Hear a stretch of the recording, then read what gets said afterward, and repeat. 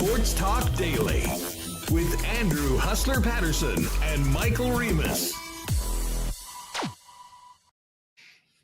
Hey, what's going on, everyone? Welcome to Winnipeg Sports Talk Daily. Still have an undefeated hockey team here in the Peg after a big win on the road last night in the division in St. Louis, beating the St. Louis Blues. We're going to be all over it. Marat Tesh is going to join us. We'll hear from Coach Scott Arniel in a minute. And Connor and I will break it down.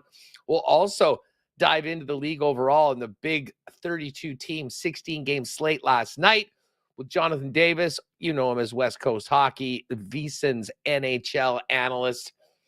And we'll also get ready for Bombers Alouettes in the final week of the CFL regular season with the coach, Paul Lapolice. Great to have you all with us.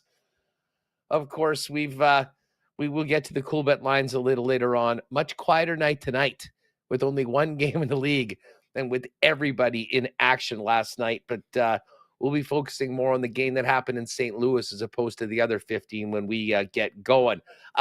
Couple things just before I bring in Connor. We will have a new episode of CFL 110 right after Winnipeg Sports Talk today, starting about 3:15. So make sure to join myself and Jeff Hamilton for that right after WST. And I'll also mention to you that, we had such a great time on Sunday at the game with the Winnipeg Sports Talk crew for our first game of the month.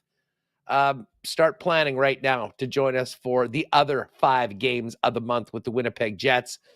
The next one is Jets, Florida, Paul Maurice's return. The Jets getting a crack at the Stanley Cup champions Tuesday, November 19th, 7 o'clock p.m. Your ticket also includes a beverage. We'll have a little get-together beforehand, give away a few prizes as we've done in the past. So go to winnipegjets.com/WST. Grab some friends, grab your tickets, and we'll look forward to seeing you on the 19th of November. Again, winnipegjets.com/WST. for the options on the other 5 Winnipeg Sports Talk games of the month. All right, bringing in Connor. Do want to thank the rest of our sponsors. We're going to talk a lot of Bombers today for Princess Auto. Of course, Coolbet Canada, Rollies Transfer, Consolidated Supply, Manitoba Battery, fansfirst.ca, Canadian Club, Wallace & Wallace, F Apparel, Little Brown Jug, Royal Sports, and Boston Pizza. And don't forget, 1 week today will be at Boston Pizza. Jets watch party with Winnipeg Sports Talk, 6:30 p.m. The puck drops. Get there early or call BP Polo to reserve a table in the lounge in advance. All right, let's get to it. Another win. 6-0-0 on the season, Connor, and the squad just keeps on rolling. Now, that was a fun one last night. Yeah, that was a fun, like, road physical Central Division game. You hear about those all the time. Usually it's Minnesota is the team that's, the Jets get into it a little bit, but there wasn't any like dirty hits or fights, anything like that. But that was an intense game from start to finish. And it was nice to see the Jets kind of battle back down 1-0, but doing all the right things in the first period. That second period was maybe their best period of the season. And then Connor Hellebuyck doing what he does with 43 seconds left, kicking the toe out there. There's so much to get to from that game and a 6-0-0 start. Oh my God. It was, I love what you brought up first though. And I had said on the program that, about a week ago, after the team had beat Edmonton and then you had those 2 weekend wins over Chicago and Minnesota, those games were both in the division. And maybe the second game against Minnesota was the one that really sort of stood out for not having a lot of bite. It wasn't a physical game by any stretch of the imagination, and it wasn't really that intense either, despite the fact that it was so close and obviously went to overtime. I thought this game last night, Connor, was very different. And again, it wasn't a dirty game. It wasn't rough. I believe there was only one penalty on either side.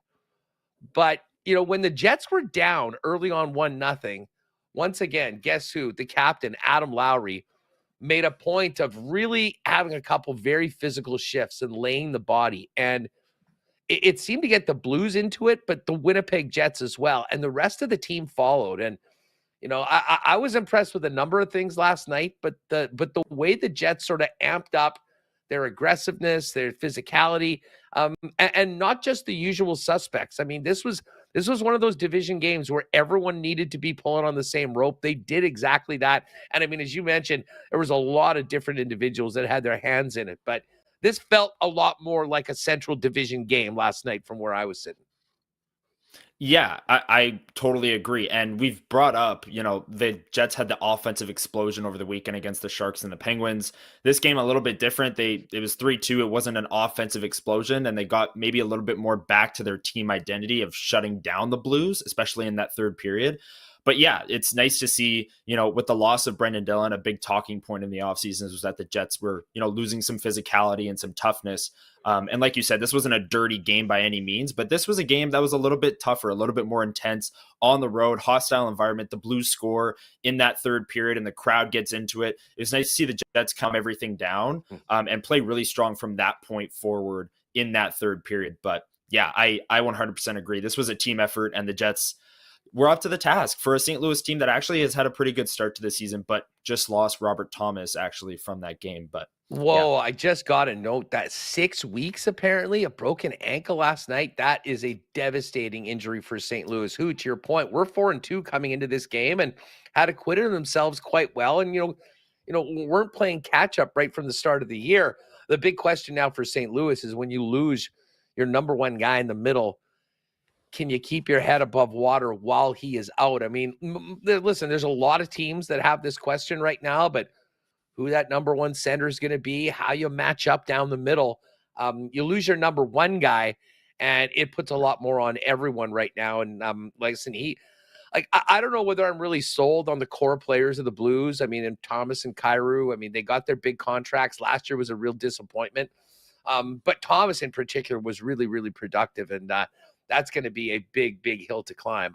Luckily for the Jets, touch wood, they seem to be pretty healthy right now. But let's get to Cole Perfetti's performance, Connor. He, going into last Friday, a lot of questions about, a slower start. He missed part of training camp. What was up with that line? Well, Nikolaj Ehlers was the catalyst, I think, in both of those wins, as we discussed. But man, the way Cole exploded in the third period again on Friday, and you can call it garbage time if you want, whatever. When you're in a slump, you need to have some good things going for you. And he did big time in that game. I thought he had more confidence, albeit not as productive in the Pittsburgh game. And then last night, Connor, his fingerprints were all over that second period where he was on the board for 3 assists as the Jets completely flipped that game, starting with the second power play unit getting in and sort of following the great start that the number one PP units had. Yeah, the power play, it's interesting because they've been so dominant to begin this season, but it's not just the top unit. That San Jose game where they scored 4 goals, 2 of them were from the second unit and Cole Perfetti on that unit. But the assists, I mean, the one on Kyle Connor's goal, I think obviously the one to Colin Miller, he puts that on a tee and Colin Miller just fires it. That was such like he brought, yeah, sure. He brought the boom. That was just an aesthetically pleasing goal that Colin Miller won. But the one to Kyle Connor, Cole Perfetti supporting the puck down low. Vladislav Nemeskov's in a battle. He takes it away, and Dylan Samberg's kind of wide open in the slot. He pump fakes, slides it over to Kyle Connor, and then we know what Kyle Connor does in the National Hockey League almost better than anyone, and that's what he did. But the play to support the puck down low, get the puck into a high danger spot, and then it gets to Kyle Connor, your best shooter on this team. That's the kind of play that wasn't there in the first 3 games for Cole Perfetti. They weren't really supporting pucks. They didn't have, extended offensive zone time. And now they're getting it. And yeah, his ability to play off the rush is kind of coming along as well, as you saw with that Colin Miller bomb from the point. Well, you know what? I mean, I was out, as I often was, watching the game with a bunch of friends. And, this might be the best praise that I can give Cole Perfetti. In that second period, I mean, the puck was on his stick a lot. And you could just tell he was moving it with confidence. There was a couple times that I actually mistook the 91 for 81. And I thought it was Kyle Connor. And listen, when you're talking about doing things with the puck on your stick, I mean, Kyle Connor is in one of the most elite levels in the National Hockey League. So to see Cole play with that sort of confidence and, especially for a young player, and I mean, I'm not going to pretend to know what's in Cole's ears. I mean, we've heard him. We'll actually hear from him in a minute as well. But listen, I think there was a lot of pressure on him coming into this year. I mean, the contract thing dragged a little long. There wasn't a long-term deal. He's sort of on the prove-it 2-year deal, if you will. And everyone else came out of the gate quite hot. Their line was kind of the one that was a little struggling. I think you add everything in, combined with the second half that he had last year after the great start, you were wondering, how he would be handling it. Well, he's handled it very well. We talked about it. He got off of it and started feeling it on Friday. And now, Connor, this Cole Perfetti that we saw last night with his fingerprints all over that win, it's reminding me a lot of the young man last year that sort of broke out and was having an awesome season under Scott Arniel in particular when Bones was out in the first half of last year. Absolutely. And we've gone this long talking about Cole Perfetti without even mentioning maybe the biggest play of the night, which was a stick lift on Brandon Saad with about 3 minutes left, as Saad, with 2 goals on the night, was winding up for a one-timer in a grade A spot in the middle of the slot. And Cole Perfetti lifts the stick, and that puck gets out because of him. So he had 3 assists. He contributed offensively, but Scott Arniel also trusted that line late, and it was actually Gabriel Velarde who kind of took a seat for Alex Iafallo on the last shift. But that line was out there, the Ehlers, Nemestikov, Perfetti, with 3 minutes left, protecting the lead. And Cole Perfetti rewarded that decision with that stick lift and getting the puck out in that spot. And I think Scott Arniel is seeing what kind of you just alluded to there. And what we're all seeing is that this line is coming together.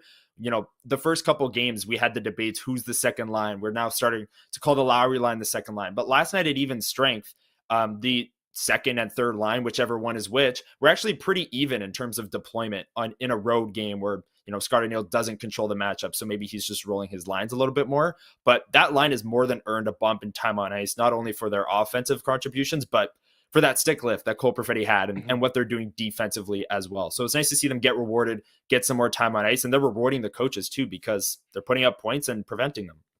Yeah, I mean, you mentioned Connor. I mean, the goal that he scored, I mean, that guy is so filthy. And I know we make some comparisons between Connor and Ehlers a lot, but they're both really good at different things. And the one club that KFC has in the bag that maybe Ehlers doesn't is just those world-class hands in tight where he can put it high. Ehlers has that longer stick, and it just doesn't seem to come as easy for him. I mean, he scores a lot off the rush. He's got a wicked shot when he's doing it, but just in tight areas, Kyle Connor does things with the puck that not many other guys can do. And I mean, Scott Arniel, Connor called him a high-volume shooter, and that makes sense. You want to get it to your top scorers and get them to off the puck, but when there's only one shot to be had and there's only one opportunity, we've seen it on a few occasions this year. He, more than anyone in this hockey club, is able to find the smallest amount of space. He had a little bit more last night than he did on the OT winner against the Minnesota Wild. But man, 81 is feeling it right now to start the season. Yeah, and I brought up the Cole Perfetti stick lift. I'm going to bring up a few back checks that I noticed from Kyle Connor as well. And it's interesting because when you see the third line back check, you're just kind of the Lowry line. I know we're not fully there yet. I'm back to the third line. The Lowry line, when you see them back check, you're just kind of used to it. Like, oh yeah, there's Adam Lowry tracking back. But when you see Kyle Connor back checking and the speed he is flying through the neutral zone. So it's very noticeable when he's tracking back. And he had a few really nice back checks last night. But yeah, how many players in the league have a better release than Kyle Connor? That is an unbelievable goal. I'll still give him the Minnesota OT winner as my favorite goal of the year from him so far. He's got 5. I still don't know how that went in. I don't know either. Like, that's such a quick release in such a tight area.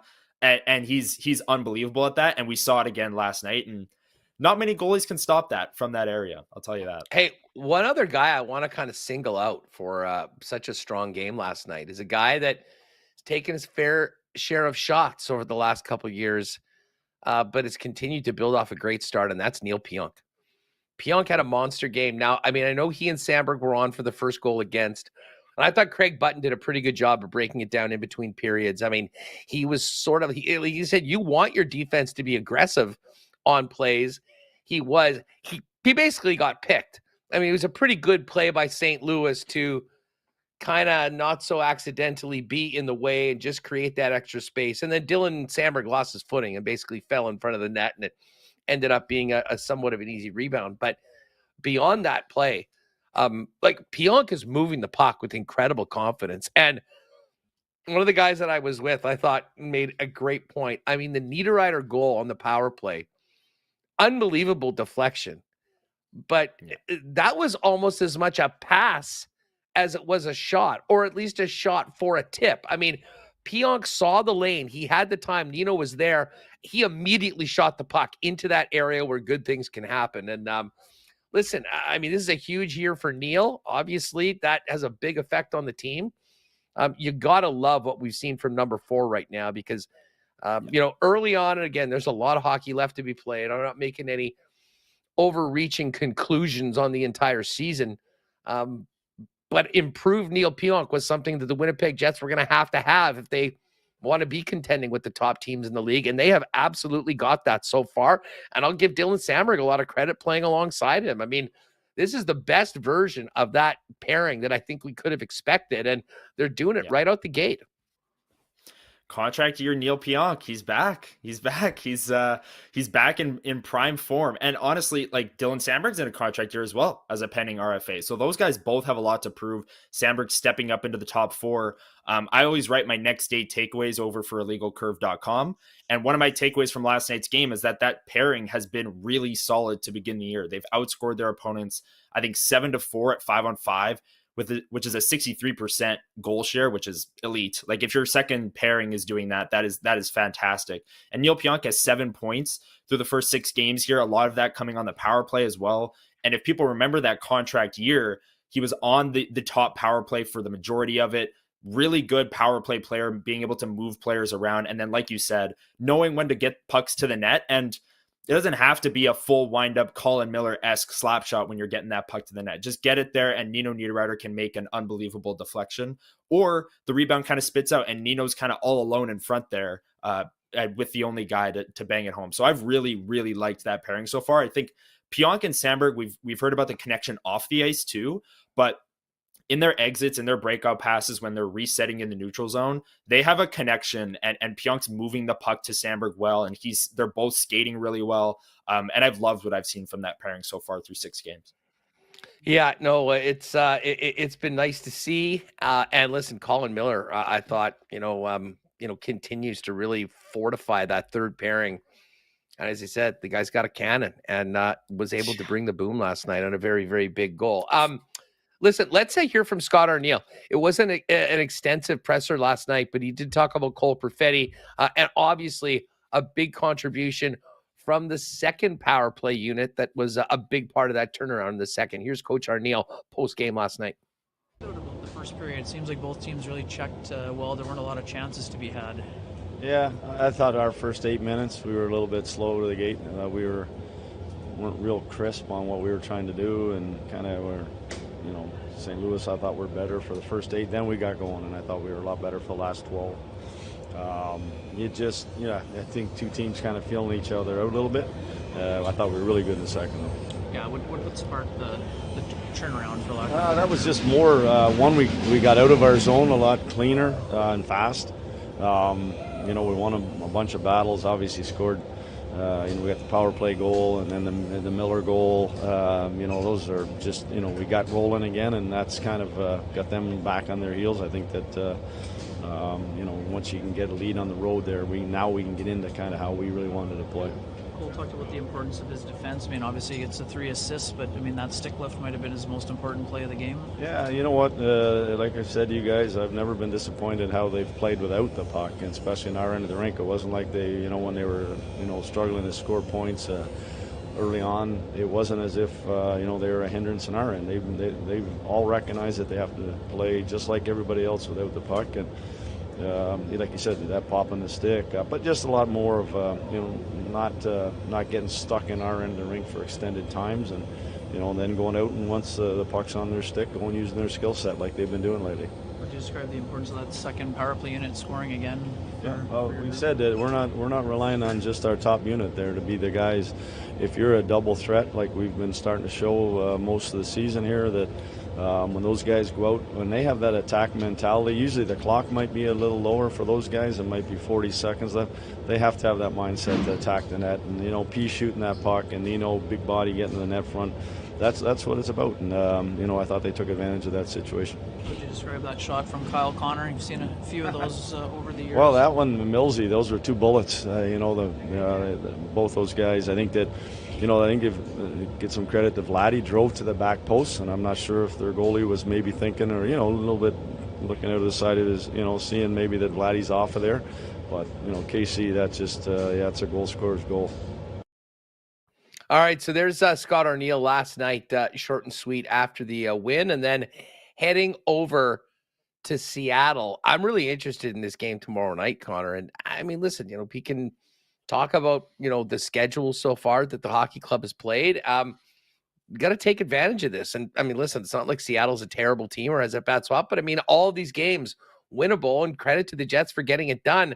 These next couple games on the road, I mean, they can keep this momentum going. They'll really put themselves in a great spot as you kind of get into that next 10-game segment. Tell you what, hang tight. We're going to get to more of this coming up in fan feedback from fans first. So 6-0, let us know your thoughts in it. We'll be getting to that right away. We got Coach Lapo coming up. Huge game for the Bombers on Saturday, looking to clinch the West final. And great news, if you missed it yesterday, the Jet game that day has been moved. Not by Rollies, but by the National Hockey League. It has been moved to 2 p.m. That's a move we all wanted to see. So right now, and I'm not sure, they might tweak that start time for the football game, a half an hour or so. But right now, it looks like 2 p.m. Jet Stars, 5:30 the CFL West final. Now it's incumbent on the Bombers to win this weekend and make sure that game is at Princess Auto Stadium. Speaking of moves, for your next move, if you're in Winnipeg or in southern Manitoba, get the white glove treatment from our great partners at Rollies Transfer. The guys at Rollies have been doing it for Manitobans for over 60 years, family owned and operated right here in Winnipeg. And, you know, not only with moving, but they have an extensive logistics business, which on a daily basis takes them throughout Winnipeg and throughout southern Manitoba, which means for your next move, not only do you have the most experienced and trusted group taking care of your precious belongings, but flexible routes, flexible timing, and great rates for that move. Now, WSTers, what you're going to want to do, if you are planning a move, go and check out their amazing new website at rollies.com. Up in the right corner, you'll be able to request an estimate. Click on that, enter the promo code WST, like our pal Dallas did last week. You'll get a special rate for moving services and moving supplies. And then, of course, let them know when and where you're moving and what's going to be part of the moving job. And they'll turn it around quickly with your great quote and get you set up to move and take as much of the stress out of moving as possible. For that next move, make it Rollies, the most trusted name in moving in Manitoba for over 60 years. Find out more online or request a quote today at rollies.com. A big thanks to our friends at Consolidated Supply. What a summer they've had. And now into the fall, already looking ahead to next year. Of course, they do so much work within the golf industry as the leaders in irrigation systems and solutions. But there's so much more, not just for golf courses, but for your property, whether it be residential or commercial as well.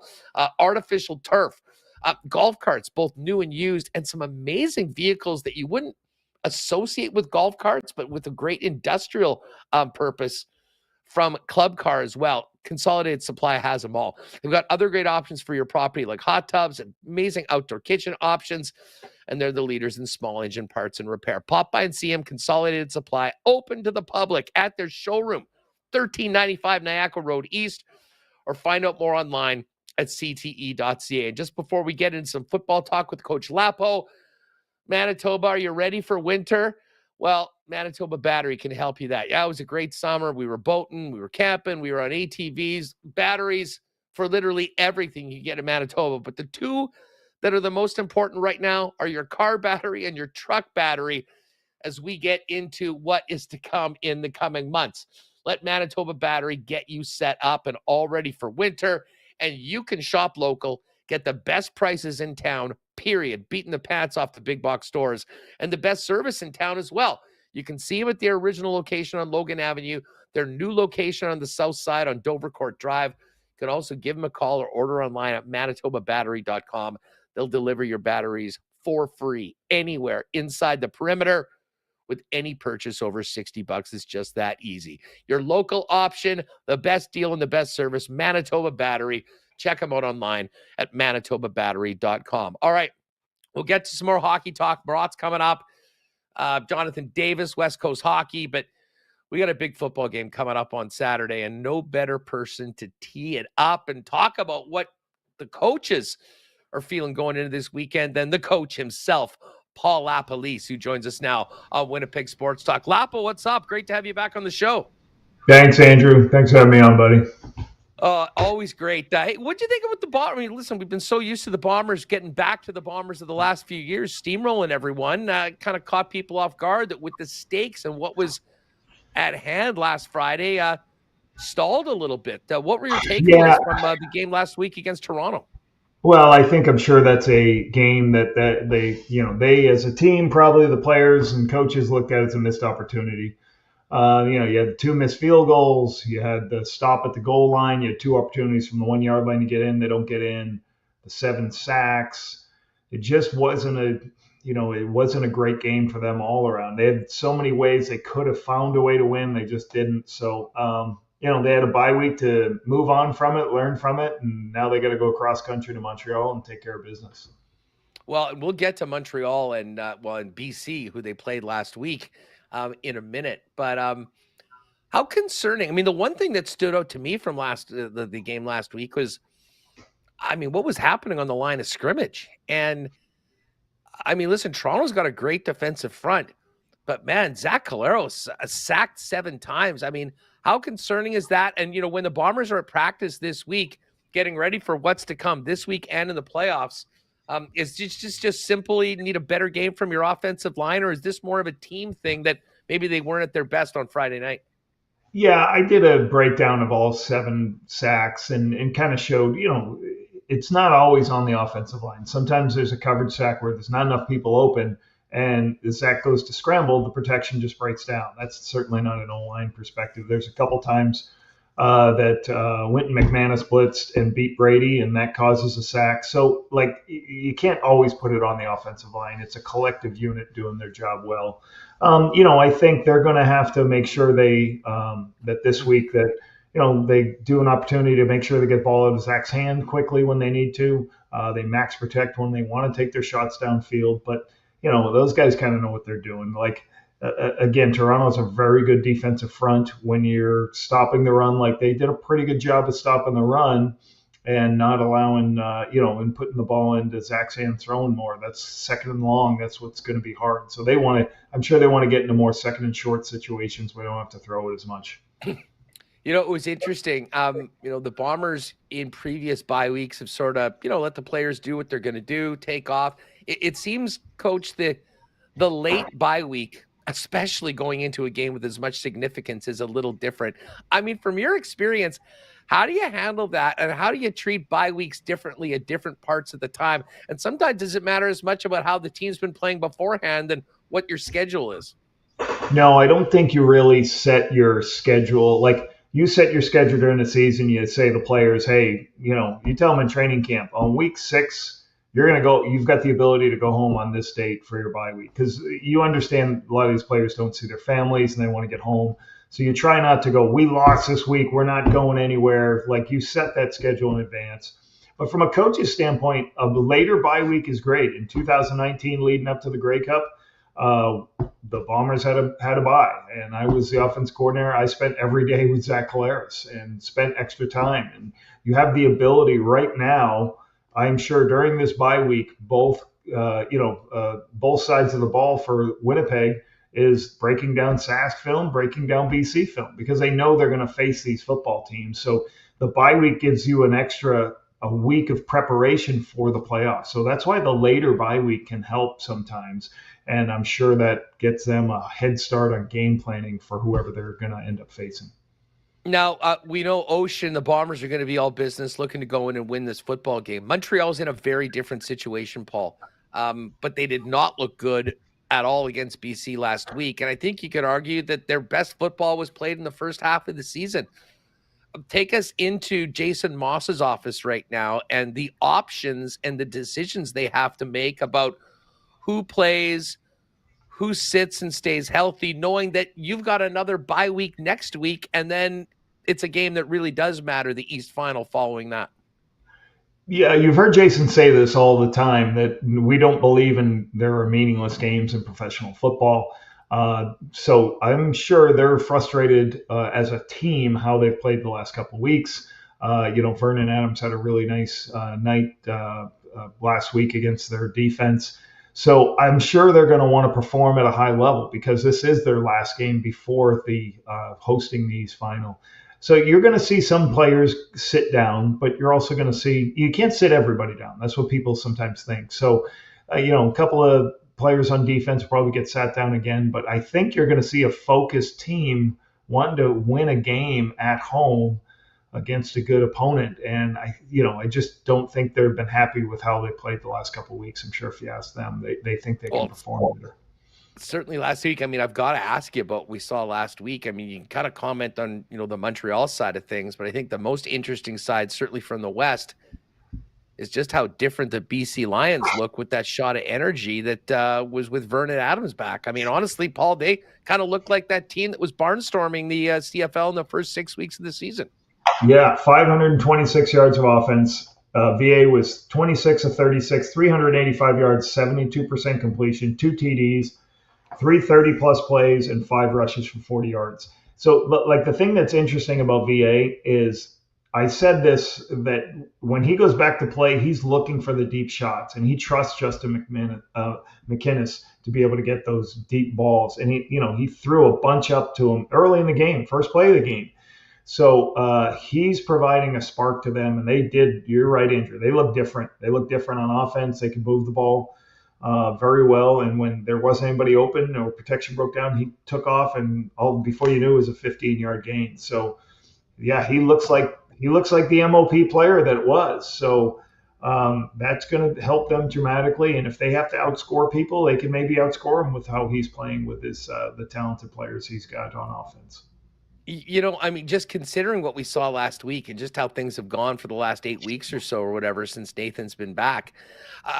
Listen, Paul, I'm sure you can empathize with the team that loses their starting quarterback and doesn't have a quality backup. It's very difficult to win without a quarterback. BC is the exact opposite. They've got 2 great QBs. But from a coaching standpoint, I think we've seen this. It's not always that easy having 2 players in that. And listen, it certainly hasn't worked out the way I think everyone thought when Nathan Rourke came back, now that they've gone back to VA. But the situation Rick Campbell is in, envious in some ways, but also incredibly challenging in another. Well, you'd rather have the 2 great ones than none or one. And, the disappointing thing for the BC Lions is they lost some games during that stretch that keeps them out of contention for first place. And that's, for them, they should have, Grey Cup at home, all those things. It's so hard to win when you're on the road to get to the Grey Cup. So that's where they kind of, hurt themselves. So now they got to go the other way and go as, third place as a third place team. So that's hard to do. It doesn't happen often. But yeah, certainly VA looks very good. And don't forget, Nathan went in when VA was hurt. And then they just made the decision to stay with the guy, the younger guy that they felt. But I think going, and obviously you saw Rick Campbell say that he's playing VA throughout the playoffs. He looks to be the one that gives them the best chance to win. It just looked different with him playing last week. Well, for sure. And I remember the game in Saskatchewan 2 weeks before. And the thing that I think caught a lot of people off guard with Nathan Rourke starting, it was still VA that was the guy that was pumping up the team beforehand, doing the speech. And I don't remember ever a scenario like that with the guy that was actually the backup still being in a lot of ways the sort of emotional leader of this squad. But I think you can only have to look at what happened last week, knowing the buy-in that he has. And this is not a shot at Rourke at all. He came in mid-season everything they did through training camp and early on the season resonated with that club. And I mean, they looked like a completely different team, Paul, with Vernon as the quarterback. And I guess I want to ask you, I mean, 2 weeks ago, Rourke started, they went into a game, a high leverage game that had a lot on the line, and they got absolutely smoked. How much more of a challenge do you think the BC Lions are for the Riders if they play next week with VA based on what they looked last week? Or is it still the BC Lions that, have some challenges on defense, and, Saskatchewan is a much better team, at least right now, than what BC is?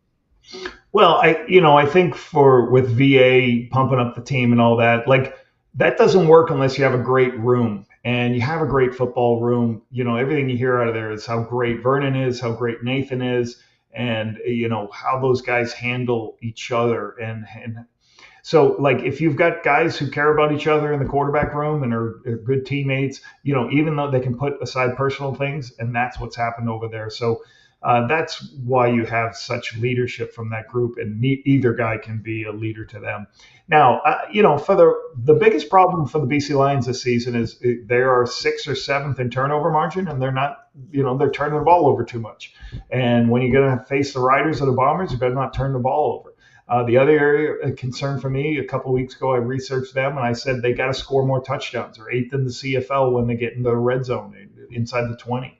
So, they flip those two things, and obviously they can beat Saskatchewan, and obviously they can beat Winnipeg. So I think all three teams right now are really talented. They all have veteran quarterbacks. They all have, talented parts to their team. So I'm just looking forward to these three, who's going to come out of this West Division. Well, I mean, listen, we're all hoping that West Final will be here in Winnipeg on November 9th, because, I mean, and you can speak to this. You're going to have to beat a really good team, but to not have to play in that first game, let two teams beat the hell out of each other, and then be waiting at home. I mean, you can't even overstate how big this game is for Winnipeg against Montreal, considering what happens if they win. Yeah, I did a stat on that this week, so I'm going to get my sheets out. I'm going to do it on the weekend at TSN. All right, so since the year 2000, there's been 26 games played, 26 finals. And a team that wasn't in first place has only won 8 times out of 26. And that's only a 31% chance of, having the opportunity. And I'm not saying to win the Grey Cup. I'm just saying to go to the Grey Cup.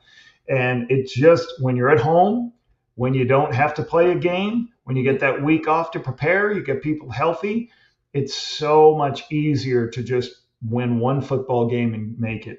So, yeah, that's what's going to be crucial about this weekend for the Bombers, to take care of business. The Bombers certainly want their home crowd. They can do all their motions. They can do all their movements. Crowd noise is not an issue. The same thing is going to happen in Saskatchewan. If you go to play in Saskatchewan, you're going to have issues with crowd noise. You're going to have issues with cadence. You're going to have to use silent cadence. So for both football teams, very similar issues are going to face them. It's not a big deal when first place is in the East, where probably crowd noise is not a big deal. But out here, it's going to be a big deal for both football teams. Well, and just while you mention the East, I mean, I'm so interested to see how this goes. I mean, I think unfortunately Ottawa's sort of taken a step back, and I think Toronto's clearly the favorite in that first game.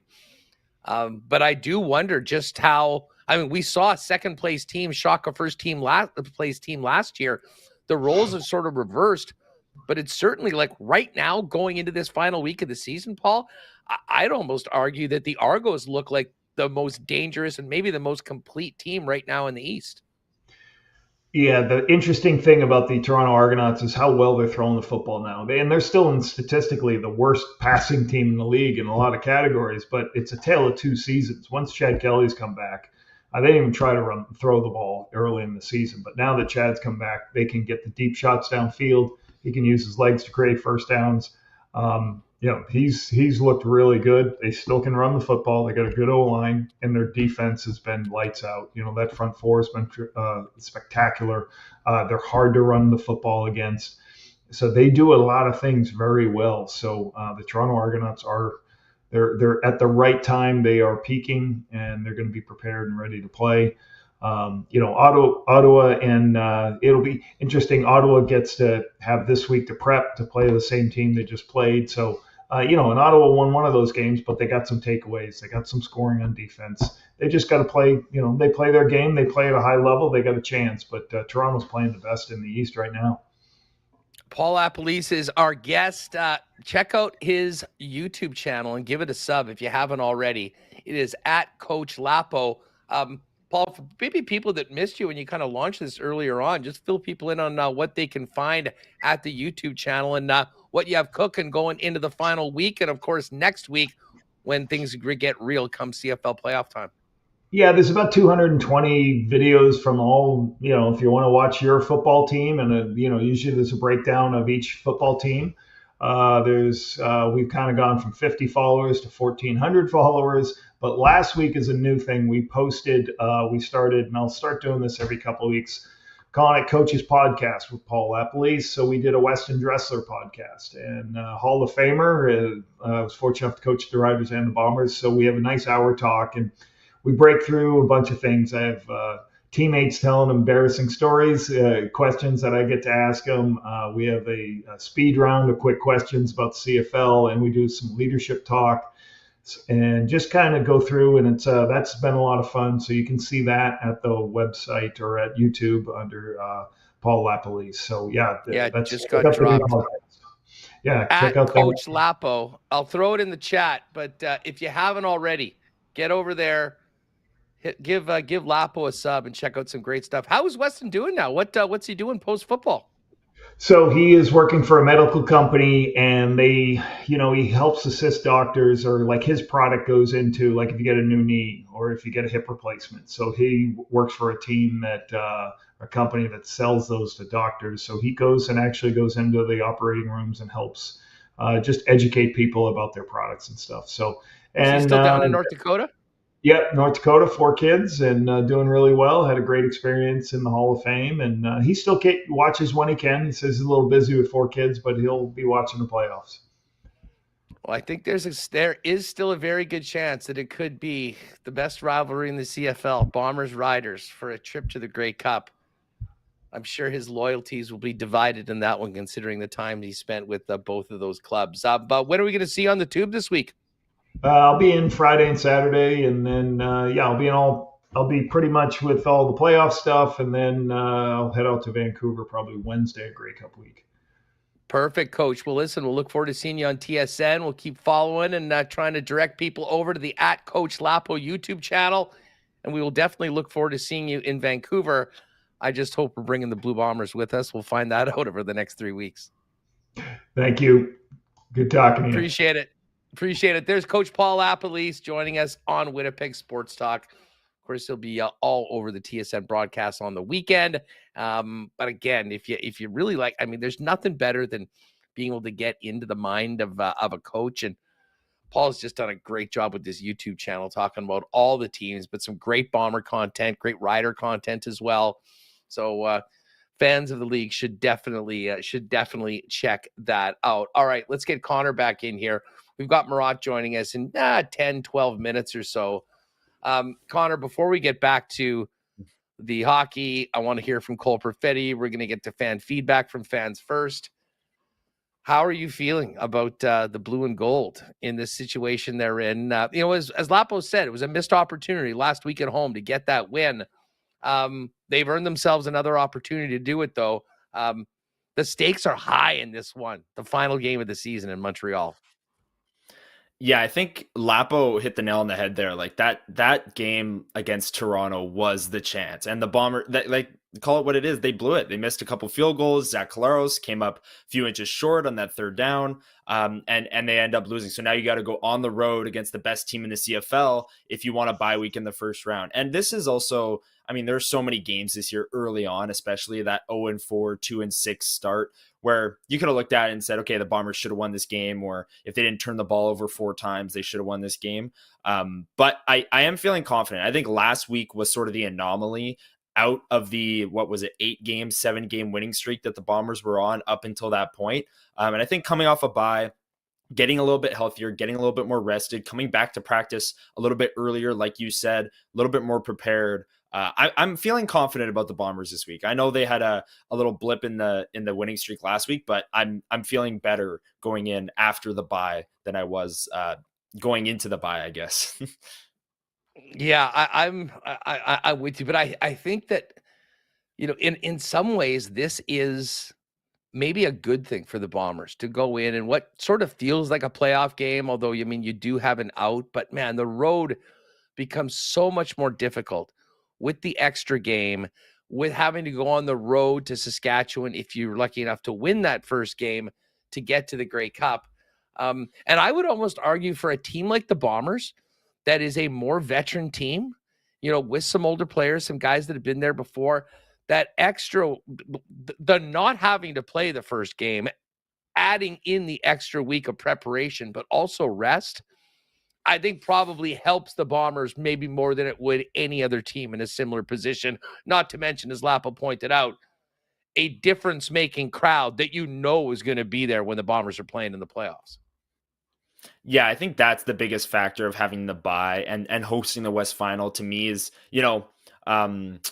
John Hodge, it was yesterday, brought it up that BC, a dome team, they practice in Surrey. That doesn't count as practicing outside. Having to come to Winnipeg in November, that's I think the biggest advantage for me. But then Bombers are one of the oldest teams in the CFL. I haven't checked, the average age, but their core is definitely the oldest in the CFL. And I think getting that extra week, not only for preparation, but for rest to get a little bit healthier, I would feel great about. And that's why I feel a little bit more confident coming into the game this weekend, provided it's a bye. And they have a really big opportunity here to go bye week, rest up, get healthy, play, like you said, basically a playoff game. You're playing for that extra week, that extra bye. And then if you're able to win it, you just won a playoff style game and you get a week off before your next actual playoff game. So this is a big opportunity for the Bombers, and I'm pumped for this game on Saturday. Yeah, 2 p.m. And just a huge football afternoon. 2 p.m. for the Bombers in Montreal. And at the exact same time here in Winnipeg at Princess Auto Stadium, the Bisons looking to beat UBC, win Canada West, finish first, and have the road through Canada West go through Princess Auto Stadium. Big one for the black and brown and gold as well with the Bombers. All right, let's get back to the hockey. And listen, we're going to get to fan feedback in just a minute. I see Bick Ronas is pissing in cornflakes in the chat this afternoon. Hey, it's not going to be easy, but you'll definitely happily take a troll or two coming at you when your team is 6-0 than if the roles were reversed. One guy that I think even Bick is down with is Cole Perfetti, who has had one heck of a week, 4 points on Friday, 3 massive assists yesterday in the second period when the Jets flipped the script on the St. Louis Blues. Cole spoke after the game in a good mood after his team stayed undefeated at 6-0. Here's Cole Perfetti. What would you see from your group, especially in the second period? It was a great. That was a great road win. Good way to start off the trip, I think. There was times that they made good pushes and we responded well, and that was a great second period and got some timely goals, and it was a good effort by our group. What do you think of the stick lift late? We're going to talk about the assists in a bit, but you made a pretty important defensive play. Yeah, it was one of those ones where you just kind of see the play develop, and I thought the guy was probably going to pass it back to him because it looked like he was almost backdoor, and then I just kind of tried to just get as much strength under it and lift his stick as hard as possible, and luckily it worked out, and would have liked to have got the puck out before that, and that wouldn't have happened, but it was a pretty good defensive game all around and from our line, so I think we're going to build on that. Talked about the importance of being strong defensively when the offense wasn't there, but what's it meant to kind of stack a few points here in the last 3 games? It definitely feels good. It's good for the confidence of the line, and I think we're feeling it the last couple of games here, and a lot of it's coming from our good D zone. I think we're taking care of things in our end of the ice and really trying to dial that in, and we were getting chances the first couple of games, not as many as we were like, but now we're really starting to get more and more, and the puck's starting to go in the net, and I think when we play like that defensively as a line. Like, the offense is always going to be there. We got a lot of guys, like all three of us can make plays, and Vladdy and Fly can, they're so smart and can make crazy plays all the time. So as long as we worry about our own zone and take care of that, the offense is going to be there. And I think, tonight was another good example of that. Team as a whole maybe gave up a few more high danger chances Sunday than you would have liked. What about today? Seemed like you guys clamped it down a little bit. Obviously, they got some chances. They're a good team. They got a lot of skill over there, and they play a fast-paced game and feed off the transition and get a lot off the rush. And I thought we, did a really, really good job off the rush. They throw a lot of pucks to the middle, and obviously they got a couple chances and some good looks. But, that's hockey, and I think we did a pretty good job against a really good team there to, come into their building and shut them down and play a solid defensive game. Another important power play goal from your unit. What do you think's been going well? Like I said earlier, a couple of days ago, it's just been, we have that mindset of attack, and I think, we were not kind of messing around with it. We're, a quick entry and get it up to Neil on the point there, and he wastes no time to get a puck to the net, and you get a tip there, and Nino's all alone. It's a great shot by Neil and a great tip, and I think that's been our mindset, is to just, have that attack right away and just stick with that, and it's been working the last little bit. Calm, cool, collected Cole Perfetti after 3 assists last night, and you can just feel the confidence growing in Cole. And frankly, Connor, even if we didn't hear from him after the game, I think we've seen it so far in his play, especially over the last week after that sort of explosion against the Sharks. So I think came to town at a perfect time to get a few guys going, and they've really kind of built off it from there. The one guy that you mentioned off the top, but we haven't spent a lot of time talking about, which is maybe doing a disservice to him, is Connor Hellebuyck. And I'm not saying that he went there and stole the game by any stretch of the imagination. That was a tight game. Those divisional games can often go either way. But man, is the guy a difference maker. And that save, as you mentioned, I don't know how long was left in it. To get the toe over in a position, sometimes, and I know there's a big debate about timely saves or whatnot. That was a great time for a big save. And it maintained the 1-goal lead. And to the Jets' credit, outside of that, led by the Lowry line, did a pretty good job on locking it down and getting the 2 points and on the bird to Seattle.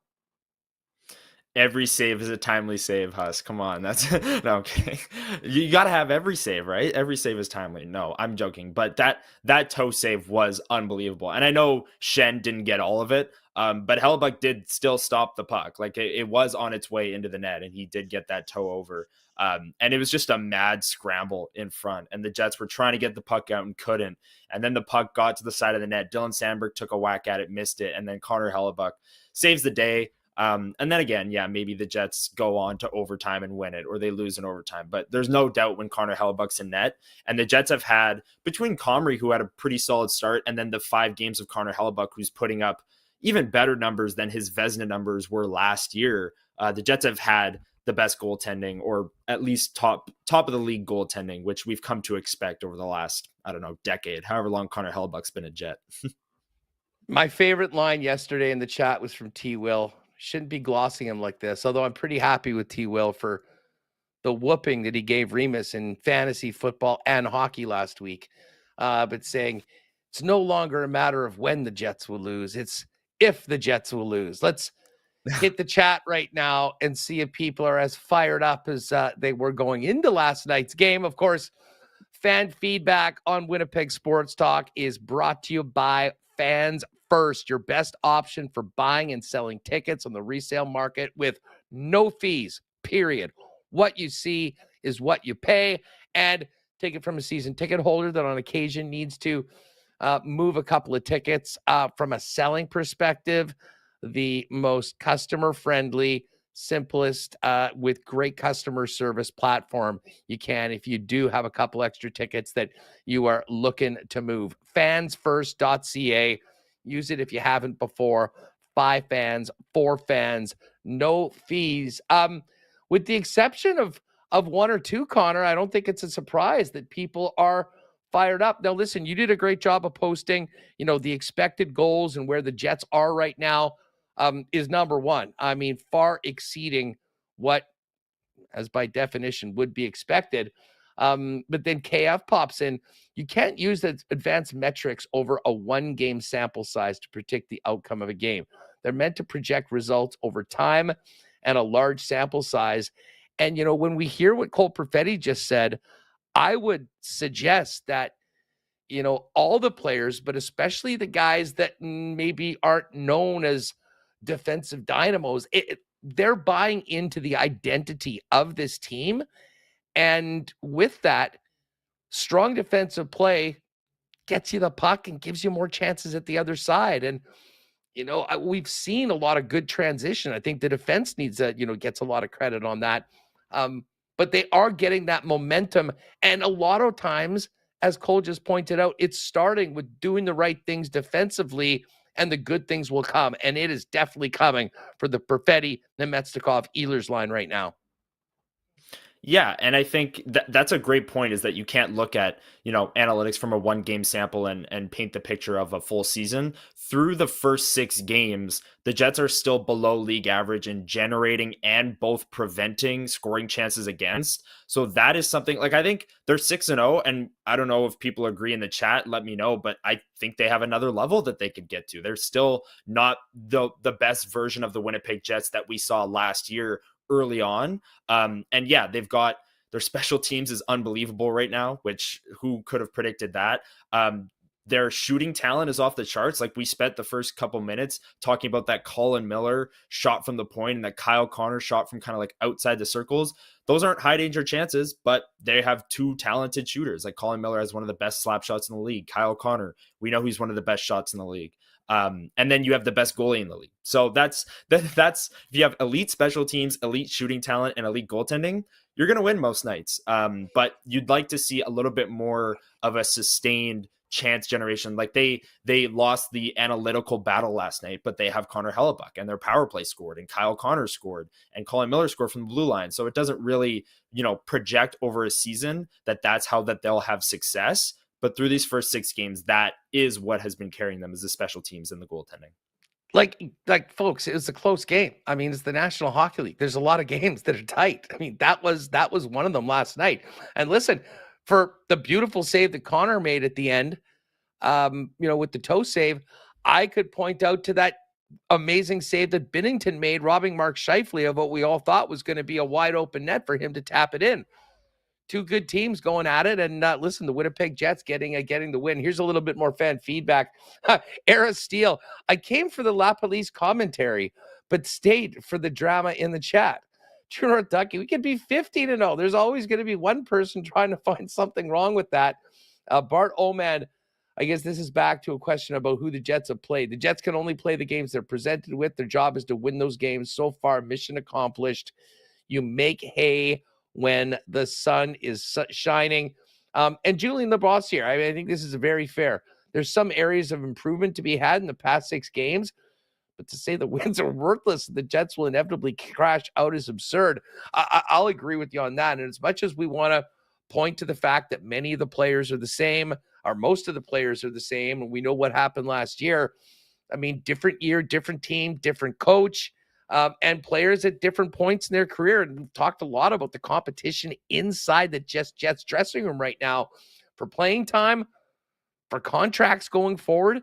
So far, it looks like a great mix right now, and certainly this team has the buy-in. Keep your comments coming for the Fans First fan feedback, brought to you by Fans First, by fans, for fans, no fees. All right, we've got Jonathan Davis coming up in a few minutes. Looking forward to that. But we're going to welcome in Marat Tesh in just a minute. Of course, great conversation with Lapo on the Bombers and the CFL. We'll be all over this game heading into the weekend. All our Bomber reports brought to you by Princess Auto, founded and headquartered right here in the Peg, and a proud sponsor of your Winnipeg Blue Bombers and Princess Auto Stadium, and of course, Winnipeg Sports Talk. Get to that Princess Auto tailgate zone a couple hours before the playoff game to really get ready for it. $5 beers, $3.50 poppin' hot dogs, the place to be before kickoff. And pop by one of 2 Princess Auto locations in Winnipeg, Panet Road, Portage Avenue West, for the best deals on the most unique assortment of tools and equipment around. Everything you need to complete the project on your list or start something new is at Princess Auto. And don't forget, you can also shop online 24/7, 365 at princessauto.com. Well, hey, listen, with another big win for the Jets, we will cheers the final undefeated team in the National Hockey League. That, of course, is your Winnipeg Jets, and we'll do it with Canada's favorite Canadian whiskey, Canadian Club. I'm sure there was a few people sipping on one afterwards with a big smile on their face after last night's game.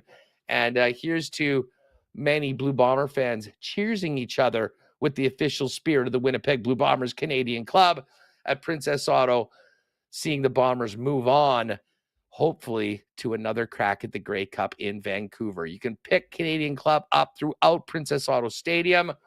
And, of course, check out CC and Ginger, pre-mixed cocktail in cans at the park as well. Those are available at your local beer store the next time you pop in for beers. Check out CC and Ginger Ale and, of course, the entire family of Canadian Club products waiting for you at your local Manitoba liquor marts. Big thank you to our friends at Wallace & Wallace for their support of Winnipeg Sports Talk. Wallace & Wallace, of course, is the fencing and overhead door specialist in town, and they've been doing it since 1946. If your property needs the security and protection of a new fence, Wallace & Wallace has you covered with vinyl, ornamental, welded wire, chain link, or wood fences. And if it's time to replace your garage door, give them a call. They've got Winnipeg's largest selection of overhead garage doors, one perfect to match your home. Give them a call at 204-452-2700. The Wallace & Wallace team will arrange a time to come out and give you a free estimate. You can also visit them at wallacefences.com or pop down to their showroom on Lawson Crescent off of Kenniston. And just before we bring in Murat, who's a very well-dressed man himself, guys, if you're looking into your closet and you realize you need to up your menswear game right now as we get into fall and winter, pop by F Apparel at 190 Smith Street downtown. Custom suits beginning at $400. Chinos, golf pants, custom shirts, both tucked and untucked styles, and the best selection of menswear accessories in town. If you are getting married, congratulations. If you're in a wedding party, make sure that you talk to the guys at F about a 15% discount when the boys get the suits for the big day at F Apparel. 190 Smith Street downtown is where you'll find them. Check them out online. Make an appointment to go in for a fitting as well online at their site at F. That's EPHapparel.com. All right, let's welcome in Marat Tesh from The Athletic, talking Jets after another big win to continue this season opening winning streak. Murat, what's up, pal? How are you? Hey, I'm doing well. I heard you say the well-dressed thing. I'm like, do I button up? Do I finish this? Do I take off the hat? Is there an etiquette I'm meant to keep? You're a man of many looks. You're a man of many looks, and they're all good. I appreciate that. Yeah, I'm feeling good, especially fall. We got the autumn. It's coat weather now, right? Light jackets. There's a lot of options there, and everybody I'm passing on the streets right now, I'm getting like texts out of the blue of just people I don't hear from regularly that are happy that the Jets are 6-0-0. Yeah, just, hey, how about those Jets? I've been getting a lot of them. Yeah. And listen, it has been a great start. Well, I'd focus in on last night's game. I was mentioning to Connor earlier, the divisional games that they had earlier, the Chicago, particularly the Minnesota, maybe I was just sort of expecting more. There was not a lot of bite in those games. And last night's game to me felt far more like a Central Division regular season battle between two pretty close teams. Adam Lowry was physical. The team really kind of got into that following the captain's lead. And I mean, this was a very disciplined hockey game. I mean, both teams only took one penalty, but it definitely had more bite. And, as I said, it just felt like one of those divisional games, a lot more so than the first couple we saw. Were you there as well on that? Yeah, I see it that way. It's tied to the overall quality of opposition that they've had for me, and it's also separate from that. But I keep wondering, like, when is somebody going to show up and try to make Winnipeg's life miserable a bit? It's such a difference in intensity to watch these 6 games than, say, the playoffs, which is obvious. The playoffs are obviously always going to be at a different level. But it seems like nobody's been able to throw the Jets a challenge they haven't been able to handle. And I would say that the physicality is a part of that as well. So when a player like Adam Lowry is able to assert himself the way that he wants, when Nito Niederreiter's get into the net front the way that he wants, and Winnipeg's able to get to those areas of the ice, they're also mostly boxing out and handling tougher opposition in front of their own net. And then you get the heavy hits and you get all that sort of stuff. nobody's thrown, a punch, so to speak, that Winnipeg hasn't been able to handle yet. And credit to the Jets. St. Louis was a tougher game, I think, in all ways, quality and physicality, both. And I think the Jets rose to both occasions.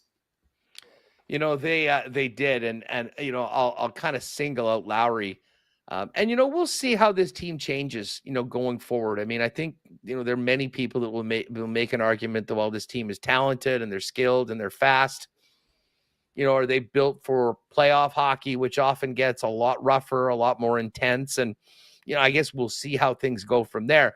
Absolutely no question that Adam Lowry's going to lead the way on that, but there needs to be. You might need to have more in your lineup. I will say this, though, the way the team is playing kind of a unit, and we just touched on this, hearing from Cole Perfetti, the defensive identity of this team has carried over. And some would say might be even, obviously on a game-to-game basis, the results will fluctuate.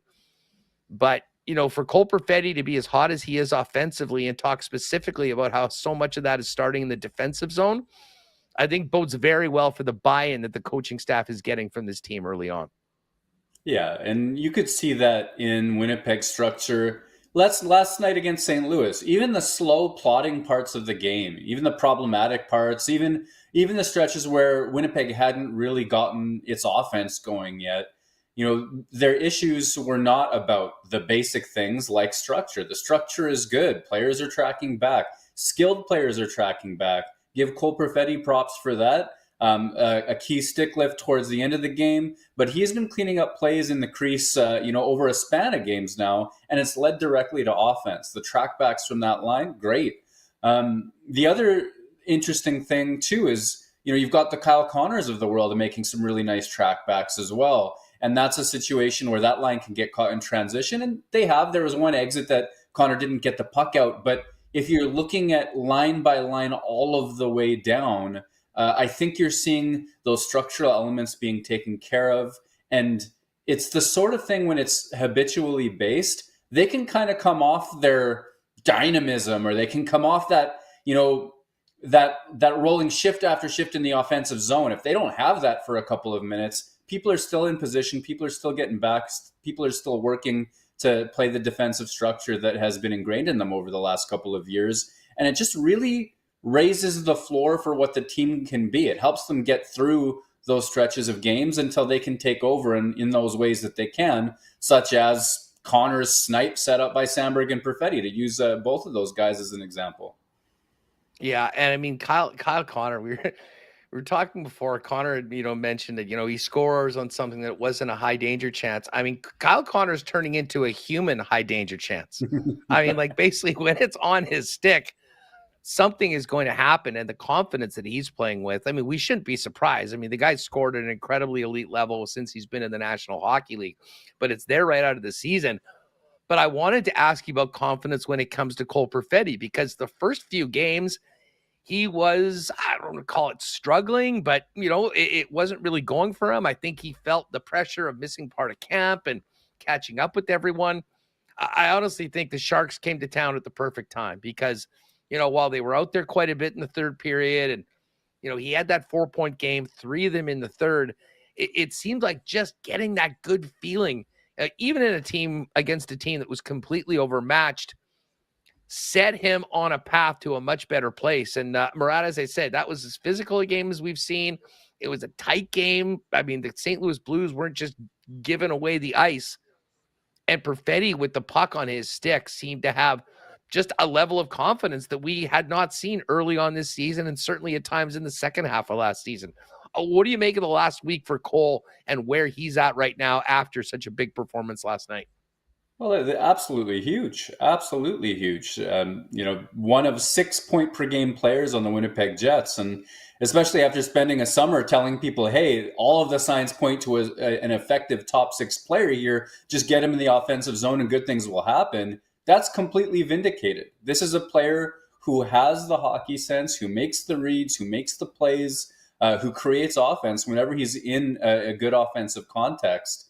And after that San Jose game, some of the the ads that I received were something to the effect of, well, he only did it because it's the Sharks. He couldn't do it in a divisional game. Well, it's nice to see 2 days later another 3 points in a tough played game.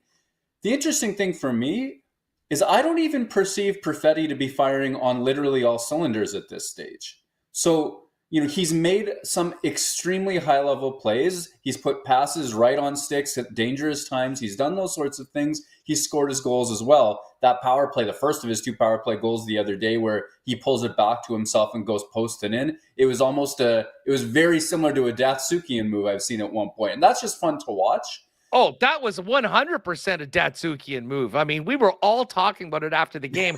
And to pull that off and to do it, when you had some, offensive issues before, I mean, listen, I think we could see with the smile on his face after the game, and just, listening to him last night. I mean, that goal in particular will end up on a lot of highlight reels for the season end, but to be able to do that just shows that, and I think it's just, it's some of that positive reinforcement that I think he and the line needed, Murat. And I mean, this line, let's now include Vlad and, of course, Nikolaj Ehlers, who, in my opinion, was the catalyst of both of the wins on the weekend, are really flying now. They really are, and they're getting paid for it, which is great. Just on the Perfetti note of the Datsyuk, I actually asked him just before they took off on the road, so tell me, you grew up watching Datsyuk, right? And he's like, oh yeah, 100% I did. I'm like, so that play is like, in the moment, it was 100% reflexes. It was a fast play. He picked up the pass. He had a guy on him. So he just did what his instincts told him to do. But looking back at it, I'm like, well, come on. It's like the Datsyuk deke where he flips it over the guy. And then Perfetti gave a detailed breakdown of, well, actually, Pavel Datsyuk, when he sets that up, he turns his hips this way. Mine were that. Like, it's just fun to listen to a guy like that speak. It's kind of like Scheifele. I've had some really good conversations where he'll walk me through. He'll be like, okay, now if you put your foot here, you can't turn that way. And when these hockey nerds are willing to share in that sort of way, it's a really enjoyable conversation. Perfetti definitely has that aspect to him. I think confidence for him has always been an enormous thing at every level he's ever played at. There have been streaks to his scoring, to be sure. I also think coming out of last season and into this season, confidence would be an enormous one. And getting paid in terms of point production for the good things that he's done has been key. Ehlers, to your point too, I mean, the catalyst for the goals of that massive second period the other day, another series of good plays last night. You can see things developing. And when I say that, I still don't think Perfetti's at 100%. As they're building chemistry, you see him, I mean, he's made great plays that have led to points, but you've also seen him hold on to pucks and then get closed down, where he sort of run himself out of space and time a little bit. I think that the processor still has another level to get to. We've seen certain tiny pieces of his game better than this. So I'm not saying he's going to run at, a point per game literally all season long, but I think there are plays he can make that we haven't seen yet this year, even despite his good start. Yeah, I think you'd be crazy to say he's not at this point with the way that they're starting and the guys that he's playing with right now. And listen, that's a fun conversation to have, after the second half that Cole kind of went through last year, to get off to a great start along with the club. Everyone seems to feel it right now. And, when you get on a winning streak, especially when at the beginning of the season, Murat, it's not like it's in the middle of the year, at some point we're going to lose one. I mean, I'm sure there probably is in parts of their mind, but they know exactly how important these points are early on in the year. And to have had 6 straight wins, to have the opportunity, the first time really extensively getting out on the road, from a team building perspective, I mean, winning is fun. And I really think that we're going to see a consistent continued push from this club. Will they lose at some point? Probably, but it might not be over the next little while. And listen, I mean, it just kind of takes us into this game tomorrow night in Seattle. I'll be honest, Seattle's not a team I've seen a lot of this year, really even over the last couple of years. We'll talk about them a little bit more with Jonathan Davis coming up. They had a huge offensive drop-off last season, but they do have some strong goaltending. I expect Joey Decord's going to probably be in net tomorrow night. What do you make of the challenge for the Jets tomorrow on the West Coast as they look to try to make it 7? Yeah, I mean, coming out of practice reports, I think in Seattle today, they completely revamped their lines. I think all 4 lines are going to be different. possibly chasing some of that offense. The one thing that I know, and I've been told by a lot of people, is that Chandler Stevenson was meant to go into Seattle and absorb so much of that, those heavy minutes, those tough minutes, those almost Lowry-esque minutes or what have you. And the theory was that it would free Matty Beniers up to go do offensive damage elsewhere. And, elsewhere on the lineup, if Shane Wright can hit, if Jordan Eberle's kind of started to a good start to his season as well. The Stevenson line's meant to absorb some of those tough minutes that they thought maybe some of their young skill got beat in last year. So we'll see, though, how they revamp their lines and what we get in the Jets matchup with them tomorrow. So I'm curious. As always, an organization I'm going to be curious about, given how new they are, given some of the unique staffing choices that they've made in their analytics department, in their front office, all that sort of stuff. It's an interesting group.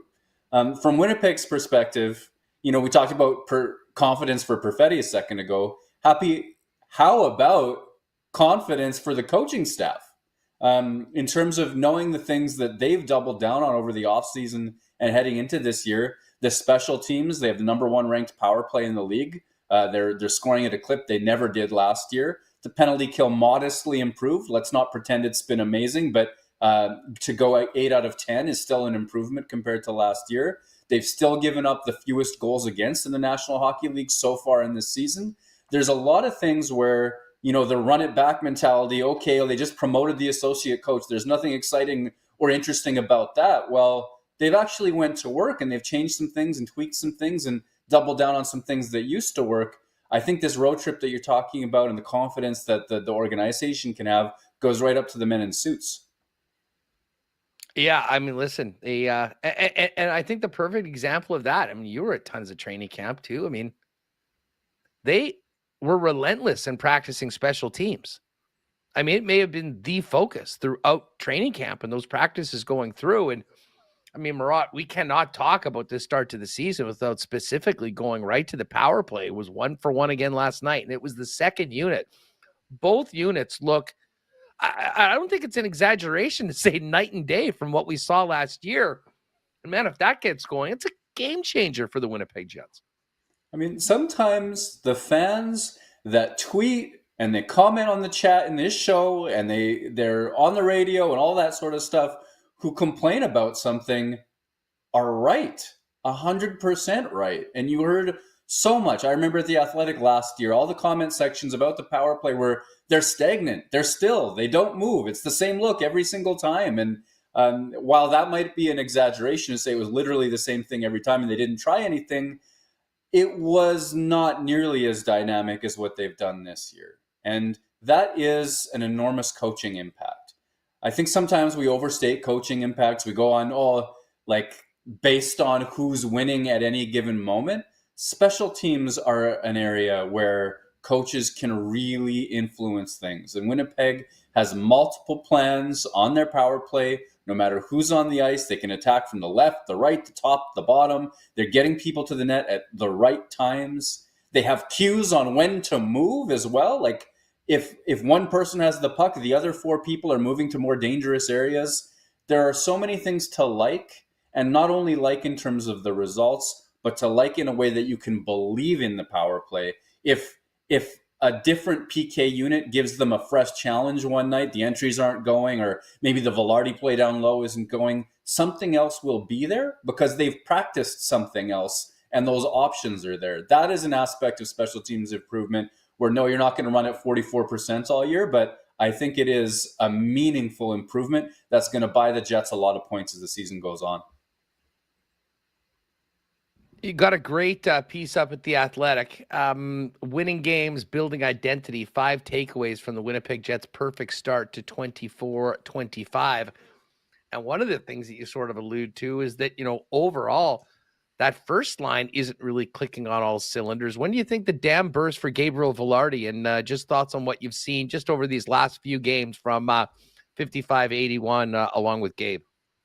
Yeah, it's an interesting one where they've managed to all, especially Scheifele and Connor, they have flat out won the Winnipeg Jets games, and that line at 5-on-5 has been outscored. So it's one of those things where I think a couple of things are true. They're doing a lot of good things, especially on the power play, 3-on-3, 6-on-5. They've done so many good things.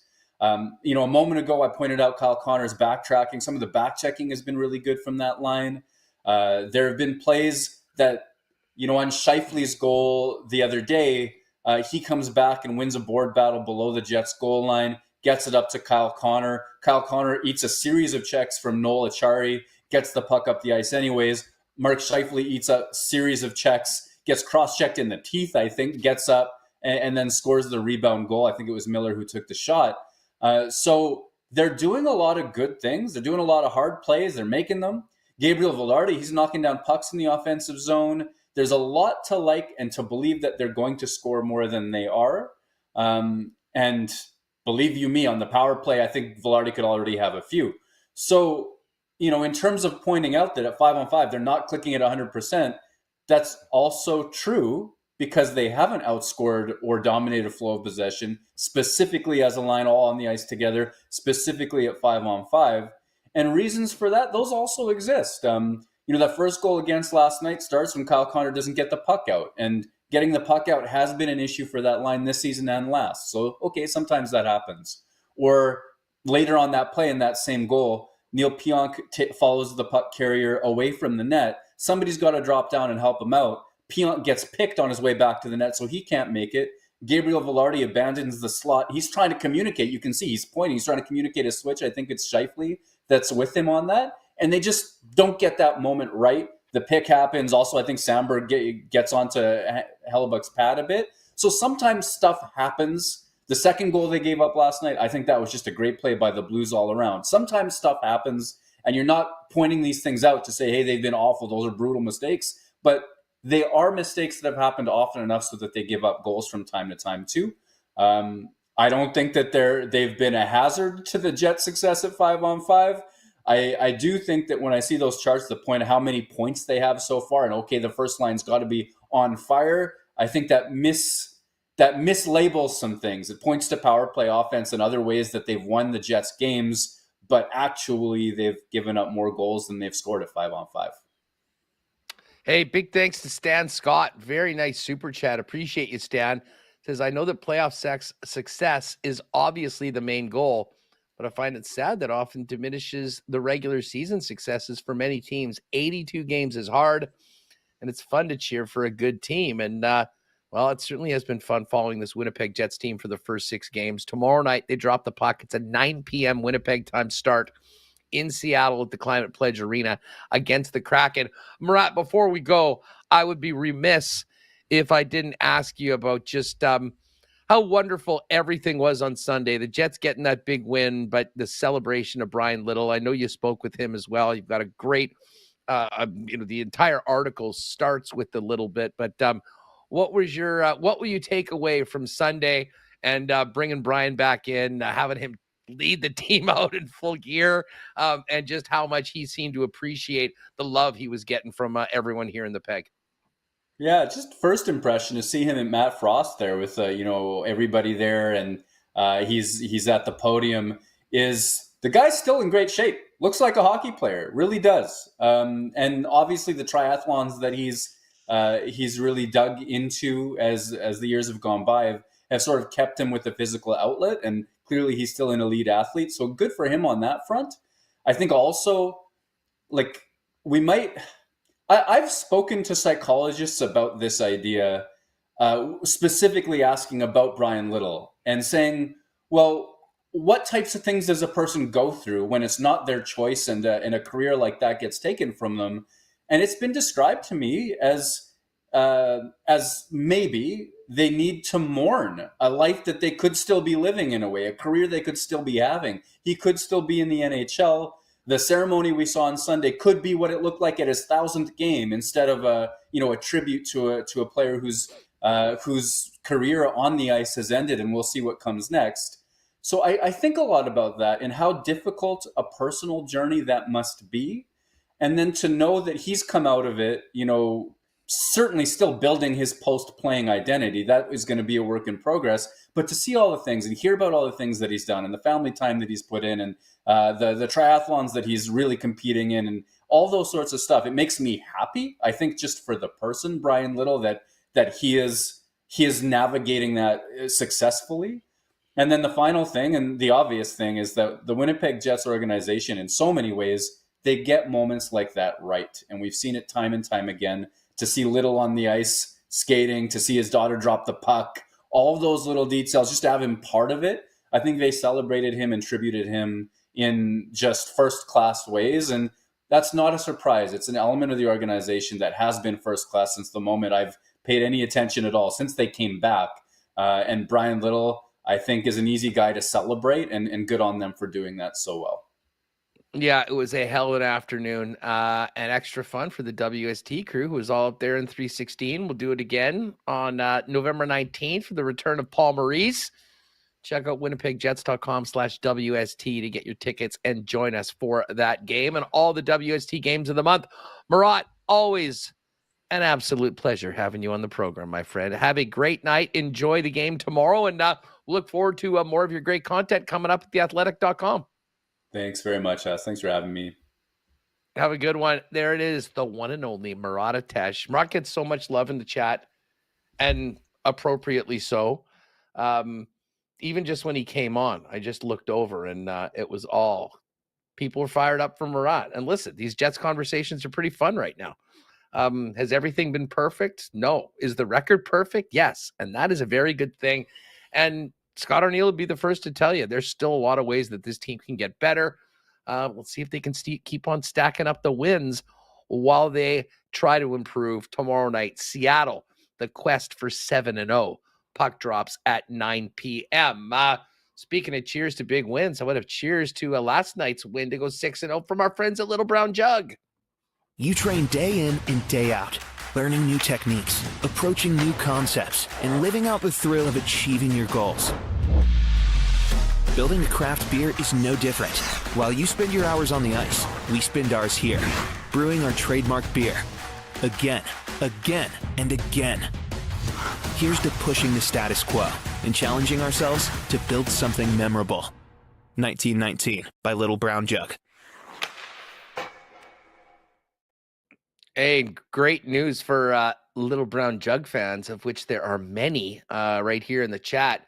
Great news. Little Brown Jug is on tap now at select BPs. And to kick it off between two of our longtime favorite sponsors, we're doing a Winnipeg Sports Talk watch party a week today, October 30th, Boston Pizza Polo Park, Jets versus Red Wings. Get there early. We did pick BP Polo because it has probably the biggest lounge, but we expect a lot of you there. So if you are bringing a big crew, you can call BP Polo Park and reserve a table. Otherwise, just get there early. I'll be there. Remus, Connor, Liz, all looking forward to hanging out with you guys. And speaking of Connor and Liz, don't forget, set your alarms every Sunday, 9 a.m. WST Sunday Live, hosted by Connor Rabchak. With some great content from Liz Hood and a little bit of Jacob Stoller mixed in there as well occasionally. But again, Boston Pizza, we'll have prizes from Little Brown Jug. We'll have great prizes from BP. And, of course, every time the Winnipeg Jets are playing, pop by your local Boston Pizza. Chance to win that trip for two to Boston to see the Jets play the Bruins with airfare, deluxe hotel, and BP's throwing in tickets to see the Celtics and Bulls the night before. Every game this season, the place to be, Boston Pizza, for your chance to win. And you can also win some great swag from Royal Sports at those Boston Pizza game nights. And, of course, Royal Sports is the place where every Winnipeg Jet fan heads to outfit themselves in the garb of the home team. Royal has it all. The best in hats, toques, jerseys, hoodies, T-shirts, you name it. If it's Winnipeg Jets merchandise, Royal Sports has it. And it's not just the Winnipeg Jets. All other 31 teams represented at Royal as well. Massive selection of NFL gear. And, of course, as we get ready for Bomber playoffs, a ton of Blue Bomber gear as well, including one of those toques we might need for an outdoor game in November at Princess Auto Stadium. And on top of all of that, for fans of all ages, Hockey players of all ages are covered. Royal Sports for over 40 years. The hockey superstore in town. Everything from every piece of equipment you could want, right down to skate sharpening and stick tape. It's all there at Royal. 750 Pembina Highway. Give them a follow on Instagram at Royal Sports Winnipeg for the latest merchandise drops and sale information. All right. Connor will rejoin me in a minute. We'll look ahead to tonight and tomorrow, and again, the weekend in the CFL. We've got those lines which we'll hit for Cool Bet. But right now, let's welcome in VSiN's own, the man we know as West Coast Hockey on X, Jonathan Davis, to a little bit of a recap of Frozen Frenzy and get JD's thoughts on this hot start for the Winnipeg Jets.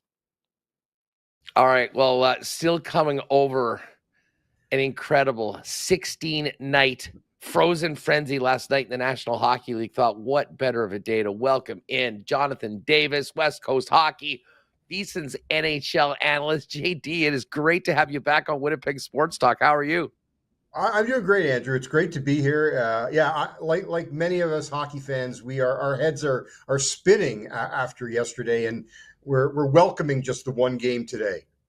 Now, you, of course, are located in LA, but you're in Vegas right now at the VSiN studios, which if anyone is heading down to Vegas anytime soon, you have to get into the Circa Hotel and check it out. I mean, just first off, how are you doing, like working with VSiN, and that setup you guys have there at the Circa is, I imagine, the envy of many in the business. It's fantastic, and especially like on a night like Tuesday, when you only had just the 2 NBA games, you had one college football game. But to have, all the 16 hockey games last night, I mean, I was there for the early part before heading over to T-Mobile for Vegas and LA. No, it's a fantastic setup. We've got, our studios are right smack in the middle of the Circa Resort.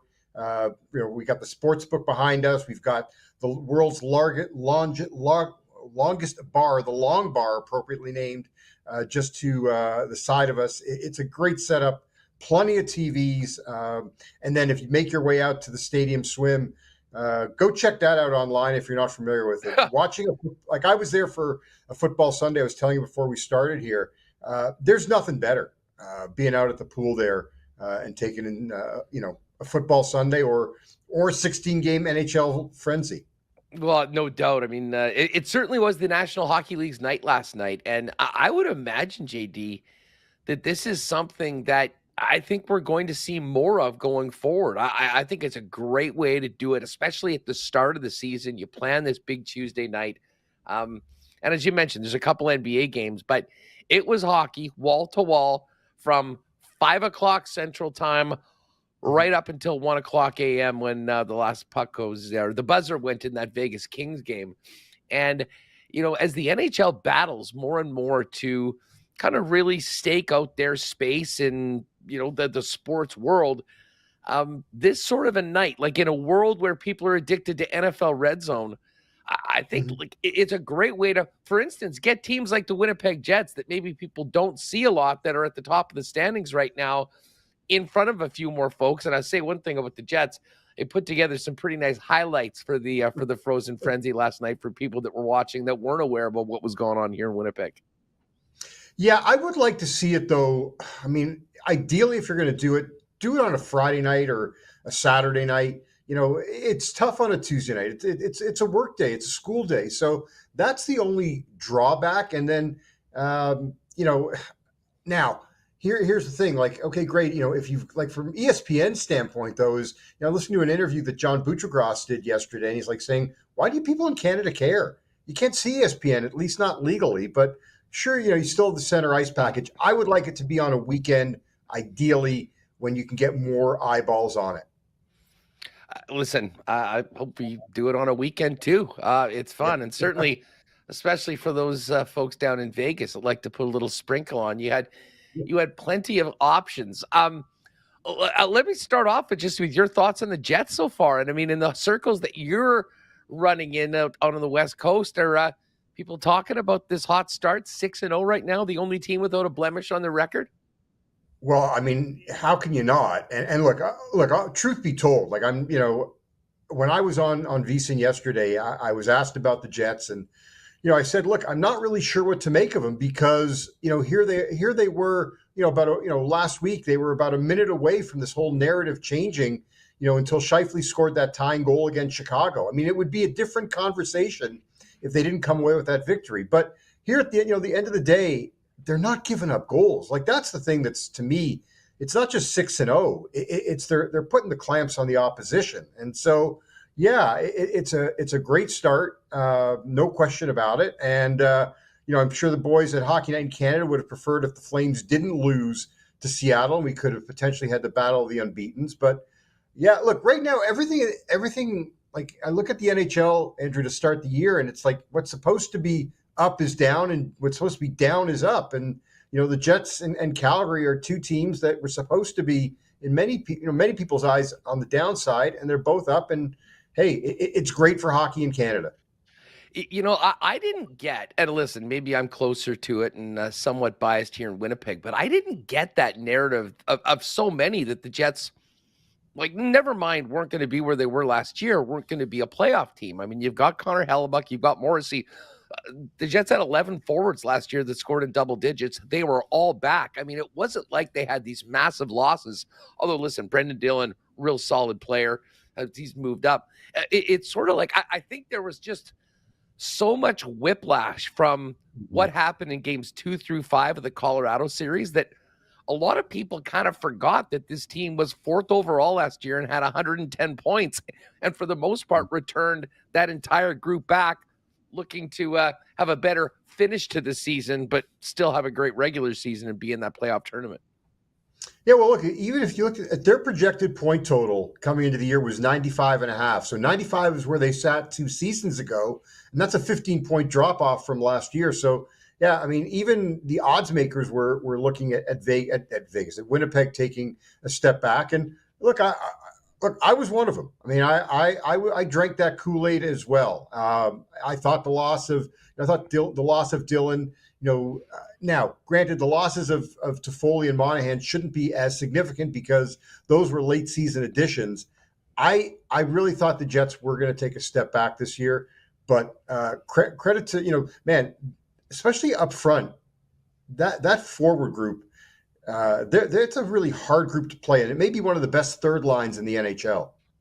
Oh, listen, to be perfectly honest, that's the second line. I mean, if you look at the way they're deployed by Scott Arniel, and we fall into that trap as well about calling them the third line. Oh, they might be the best third line in the NHL, when really, in a lot of ways, they're a second line. But the other line outside of Scheifele and Connor and Velarde has kind of caught fire lately. Cole Perfetti with 3 points last night after putting up 4 against the Sharks on Friday. He's hitting his groove. And then there's Nikolaj Ehlers. I have to ask you about Ehlers because he is such a popular player here in Winnipeg, such an important part of the Jets. And while everyone's enjoying this 6-0 start, there is, of course, the fact that he is an unrestricted free agent at the end of the year, which could make for some really difficult decisions in and around the trade deadline. How is Ehlers viewed outside of the market here, Jonathan? Because, you do have people on, especially ones that are kind of more analytically inclined, that speak about how he's one of the more underrated players in the entire league. And I do wonder what sort of demand would be for Nikolaj's services if he does end up getting to July 1st. Well, for me, when I was writing my NHL previews, he was the guy to watch for me because, for what you just said, if Winnipeg was going to go into any type of tailspin, they're going to move him. And even if they don't go in a tailspin, can they afford him, or do they decide that they're going to use him as their rental? Because, for me, I look at a score sheet every night and I'm looking, okay, I'm expecting I'm going to see both Ehlers and Connor. I mean, those two guys are just synonymous to me with the Winnipeg Jets. Nikolaj Ehlers would be grabbed up in a second by any team, any one of the 31 other teams around the league. So I hope for Winnipeg's sake that they can keep him. They've done a really, it's tough. It's tough. Look, it's no secret. It's not the first destination for players, to come to around the league, but, to be able to retain your own, so important for Kevin Cheveldayoff. And man, the loss of Ehlers and the trickle down effect that it would have, I think would be crushing in a lot of ways to the Jets. Well, and speaking of those extensions, and I mean, credit to the org for doing such a great job over the years of keeping the majority of their players and extending them. I mean, last year was Canadian Thanksgiving when we got that double bombshell that Scheifele and Hellebuyck were coming back for another 7 years. Those extensions have just kicked in. And I mean, Connor Hellebuyck just continues to prove himself amongst the best in the world at his position. And man, he's had another great start, JD, right out of the gate. He has. And look, it's not surprising, but I think, Andrew, the problem for Connor, and look, it's no secret. It's come game 83 the last couple of years, something happens. And I don't know if it's just Connor or if it's the team as a whole. But there is no question that, he is one of the elite goaltenders around the league. There's only, to me, a handful. You've got Connor Hellebuyck in Winnipeg. You got Thatcher Demko when healthy in Vancouver. Obviously, you've got Shesterkin.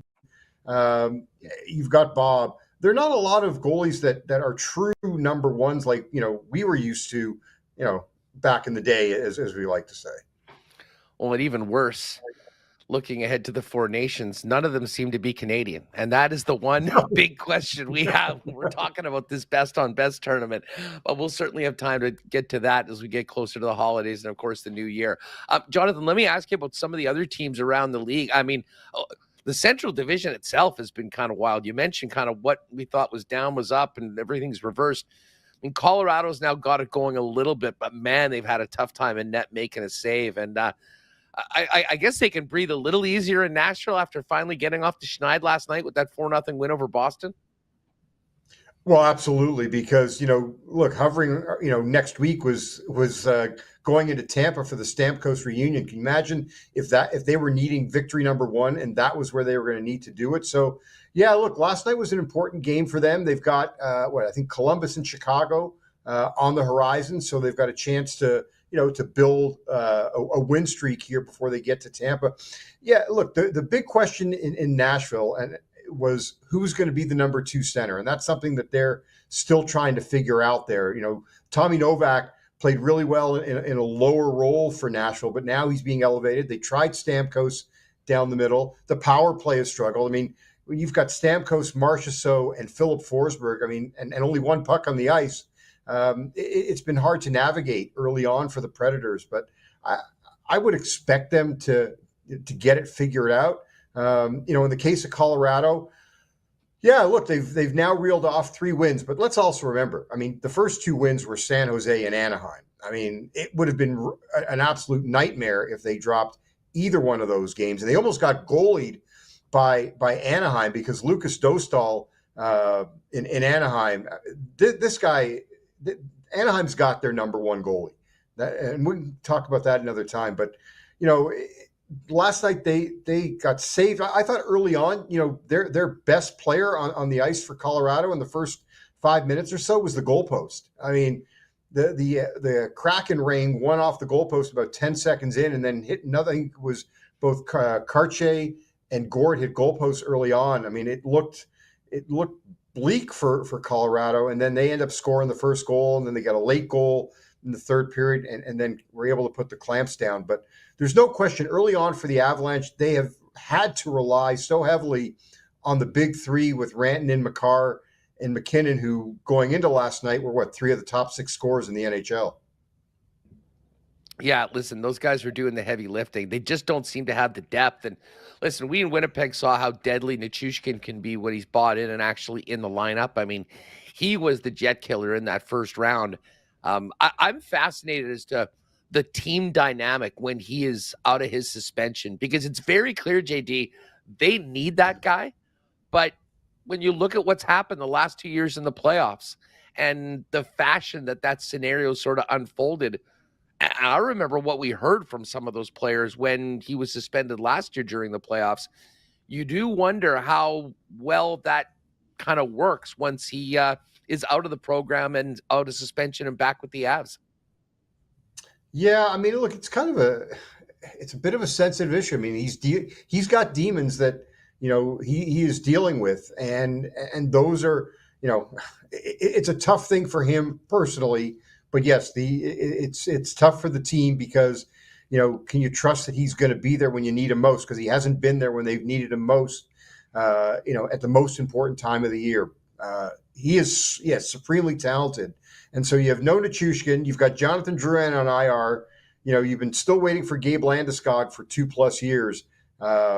They got Devon Toews back last night, and you can't underestimate what that means to the blue line to have Toews and Makar playing. But, you look at that roster, and I don't, you don't recognize a lot of the names. And I don't care, Ross Colton having 5 goals to start the year. His parents didn't even believe if you told his parents that your son's going to have 5 goals to start the year, they'd tell you you're crazy. But hey, that they need something like that with how challenged they are depth-wise right now with their injuries. Hey, JD, you mentioned the Ducks a second ago in Dawson. I actually did see that game. I think that was last Friday. We finished up watching the Jets and the Sharks downtown, and that was the late game. And, I was with a couple of friends watching the game. We were just going through the Ducks roster and how many talented young first-rounders in the last few years that have been acquired by Anaheim. And, listen, and I got to tell you, Karlsson seems to be an absolute star in the making right now. I mean, you see this team quite a bit. How close is this team to kind of taking that step out of the bottom tier of the National Hockey League and starting to compete for potentially a playoff spot, but at least playing meaningful games in those final 15 of the regular season? Yeah, I think they're probably still, maybe 2 seasons away. I mean, yeah, look, they're blessed with all this young talent. Karlsson's a beast. I mean, his overtime winner against Utah at their home opener was just a thing of beauty and just shows the strength that this kid has. Dylan Guenther, or not Dylan Guenther, Cutter Gauthier, and you've got Minchikov on the back end, and you got Troy Terry. And look, Trevor Zegras at 23 years old right now seems to be, he's the old guy amongst this group. But and Zegras is a guy, it's interesting. I talked to him after the Utah game, and, I brought up to him, I said to him, look, that game against San Jose that you guys played, it was a 1-0 game, and you were out there and scored the empty net goal. I said, a year ago, there's no way you would have been out there, right? And he goes, oh, no, absolutely not. But he had I think a heart-to-heart with Coach Greg Cronin and just talked about his desire and commitment to now, to buy in, play the 200-foot game. He's really tried to turn things around. And if he can do that, then that's going to be something that, that'll be a blessing. Because this is a guy that, I think they would have loved to have tried to move in the offseason. They need more vets. I mean, they're still, look, they brought in Killorn. They've got, Radko Gudas as the captain. It's still a team that's trying to find its way. I mean, they snapped an 0-for-20 streak on the power play to start the season last night. Ended up scoring a couple of power play goals last night. But yeah, look, it's still a young team. The Dostal thing helps. If you've got a goalie that can keep you in games, and like I said, he stole them a point against Colorado. I can remember a game against Toronto last year where he got them to overtime and earned them a point. He's a really good goalie. Had a great World Hockey Championships. So the future is bright. And the other guy is Mason McTavish. That guy's going to wear a letter one day in Anaheim. He will be, I think, the captain of this team in the not too distant future. Jonathan Davis, West Coast Hockey, VSiN's NHL analyst with us. The Jets continue their quest to stay undefeated Thursday night in Seattle. That's a team that I don't think many people get a chance to see, casual hockey fans at least, and of course they're relatively new. JD, what have you seen so far from the Kraken, and what should we look forward to when the Jets in Seattle drop the puck Thursday night? Well, a team that's probably closer to what they were 2 seasons ago than what they were last year. Look, we forget last year. I mean, their entire fourth line from 2 years ago was not re-signed, traded, whatever you want to call it. So it really took away from their depth. I mean, they scored 75 fewer goals last year than the season prior. I mean, Andrew, that's, we're talking almost a goal less per game. I can't think of a team that dropped that far off. So this year, I think they've got, 11 or 12 players that have scored goals, 18 different players that have at least 1 point this year. The depth is there. They still don't have the game breaker. I mean, again, Eberle's leading them with 5. Jared McCann is their closest to being a game breaker. They still need, I think that, McCann, I guess he could be a game breaker. I mean, he's hit 40 before, he's hit 30, but I still think they need one more guy, and that's not easy to find. Joey Daccord has continued from where he left off last year. I mean, I was surprised that he didn't start last night against Colorado. I know Dan Bilesman has kind of gone back and forth with the goalies, and it was Grubauer's turn. And I'm not here to suggest that Grubauer cost them the game last night, but Joey Daccord is 3-0, and I just think like that's a game. I don't know, why wouldn't you go with Daccord? He's been so good. Like, get away from the rotation. Let this guy run with it for a bit. Well, I imagine we'll see Daccord Thursday night when the Jets in Seattle drop the puck. Hey, before we go, I mean, going into the season, just looking at the Vegas odds, I mean, the Edmonton Oilers in most places were the Stanley Cup favorite. The Dallas Stars were very close, though, in the West. Obviously, Edmonton hasn't had a great start, but considering what happened last year and where they were at the end of November, I'm not sure people should be freaking out too much through half a dozen games.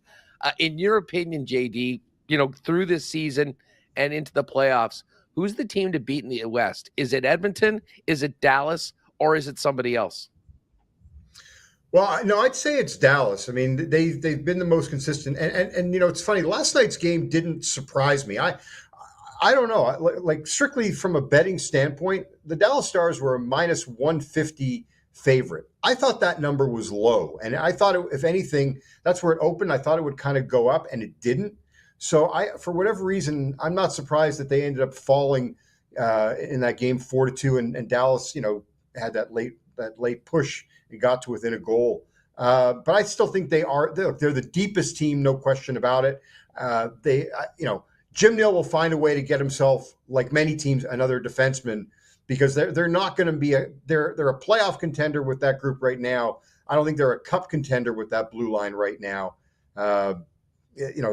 Even with Jake Ottinger and everything they've got, they need to be stronger on the blue line. But I don't know, Andrew. I mean, to me, like, we've seen so much sloppy play early on, and you know, there's only been a couple of teams that have really impressed me. Dallas is one, the Rangers are another.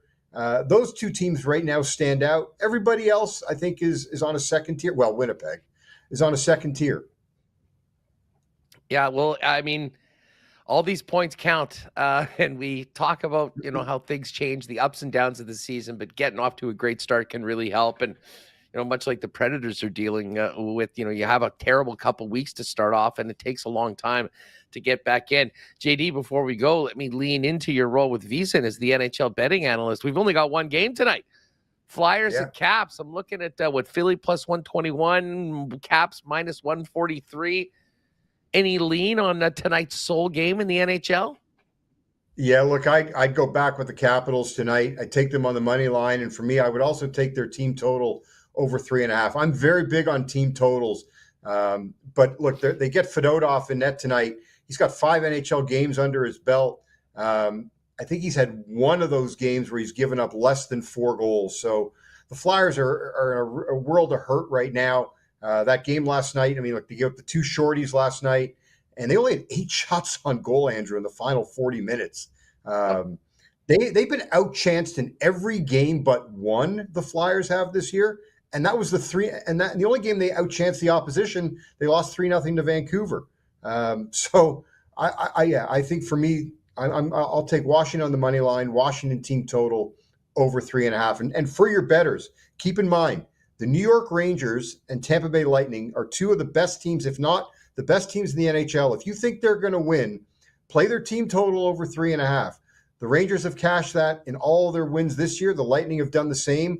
Both those teams, the previous 2 years, are hitting at 70% of their victories. They've scored at least 4 goals. So there's your betting angle, and you can always find our betting splits on the VSiN bet page, and you'll get all the information you need. My write-ups are there as well. I do a write-up 6 days a week. Take Fridays off. That is great stuff. As I say, I'm all over it. Love the VSiN product overall, and being a hockey guy, it's just a pleasure to have you on the program. Hopefully we can do this again later on this season. Enjoy the lone game tonight, and keep your eye out for our Jets tomorrow night in Seattle as they look to get to 7. Hey, thanks for having me, and enjoy your time out here when you come to Vegas. And make sure Lawless buys dinner at least once. I'll be leaning into him on that one. I'm looking forward to it. JD, appreciate you as always. All right, take care, Andrew. All right, there's Jonathan Davis, West Coast hockey. Let's get Connor Rabchak in here. And Connor, we don't have an extensive slate of games tonight to look at in the cool bet lines. We kind of mentioned that Washington is, let's see if that is still the case. What, minus 143? Now they're up to minus 147. Philly plus 125.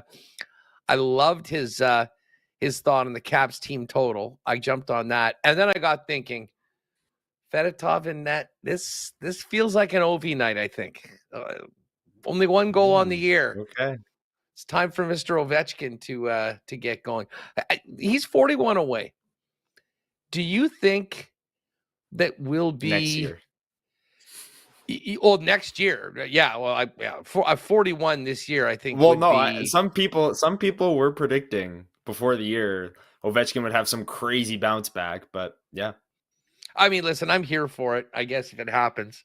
Me too. Because I do kind of feel like that team, like, are they playing for a cup right now, or are they playing to get Alex Ovechkin the record? I mean, Dylan Strome is going to get a lot of opportunities, a lot of points. Maybe. I have not yet. Have you seen any of PLD yet in his new uni? No, I haven't watched any Capitals games. I can't say I've been seeking them out. But since they're the only game tonight, that makes it easy. So we'll check it out. That's the lone game today. Stanley Cup winners. Here's where we're at Cool Bet right now. The Oilers are still the favorite. I mean, they've gone up a little bit since the start of the year, but after what happened last year, I don't think a bunch of the Oiler folks are moving off. If we're talking about them struggling, in January or February, the way they have early on, okay, maybe. But right now, not a conversation. Panthers and Devils now, tied at 10-1. We've got the Rangers and Stars at 11. Leafs and Avs at 12. Knights at 14. Canes at 15. Predators have finally gone down a little bit to 18. And the Jets, we've finally seen it took 6 straight wins to start the season to go from 25 to 22-1. But, not bad company right there with Vancouver and with Tampa. Again, a long run to go, but it is always fun looking at these. If you're interested in the updated Central Division odds, the Dallas Stars are the favorite at plus 110. But the Jets are second at plus 380. Okay. This tough start for the Avalanche has definitely hit them. They're at plus 550. And no surprise. I mean, every one of these games, we talk about how it's cliche, the points matter. The Preds are down to 12-1 now for the Central Division. And I mean, listen, they're talking about just getting back to 500 and being that playoff race. They did get a big win last night, though. I think all Jet fans were hoping for the Bruins last night. But, you get that shutout win, get a good feeling with the goaltending, get some defense happening. I don't think we'll be talking about a Preds team at the bottom of the Central Division. But as we've talked about before, I mean, a bad week or two, it takes a long time in the 3-point era to make up the ground. It really does. And the Central Division's been really, really fascinating to start the year. Like Dallas, obviously still really good. But just look at some of the scores from last night. Like you said, Nashville got their first win. Utah loses 4-0 at home to Ottawa. And in that game, lost Sean Durzi, their top pairing right defenseman, for the next 4 to 6 months. I read with a shoulder injury. So that's a top pairing defenseman gone for them. You talked about Colorado, and they got a win last night against the Kraken, but their goaltending doesn't strike confidence at all. So it's going to be really interesting. The Jets have really built a nice cushion here at the start of the season, bringing back the same team from last year. That continuity, the chemistry, it's all there. Where maybe in Nashville, not the chemistry is not there yet. That'll build, and maybe in January and February is when they'll make their hay. But man, you couldn't have scripted really a better start in the Central Division for the Jets. Obviously 6-0, but you're seeing cracks with the Avalanche and the Predators, who are off to a slow start, and Utah, who looked really good, but is having some injury issues early on here. Yeah, we just got to see if they can keep it going. Seattle tomorrow night, 9 p.m. start. We don't have any lines for that game yet, but I imagine. Do you think just quickly on that, and we'll get to the CFL lines in 2 seconds over at Cool Bet. When do you think Eric Comrie goes back in? Like, do you think he might play? I think Hellebuyck's going to be playing the game against the Leafs. Yes. So, like, does Hellebuyck go tomorrow night and then they give Comrie Saturday night, Hockey Night in Canada, in his home province of Alberta? Yeah, he's, I think, an Edmonton guy originally, if I'm not mistaken. Or, think so. I mean, I know he grew up basically down in California. I can't remember where he's Mhm. maybe I'm wrong on that. But the Comrie family originally from there. But actually, now that I think of it, I think he was down in California basically growing up and all. But Okay.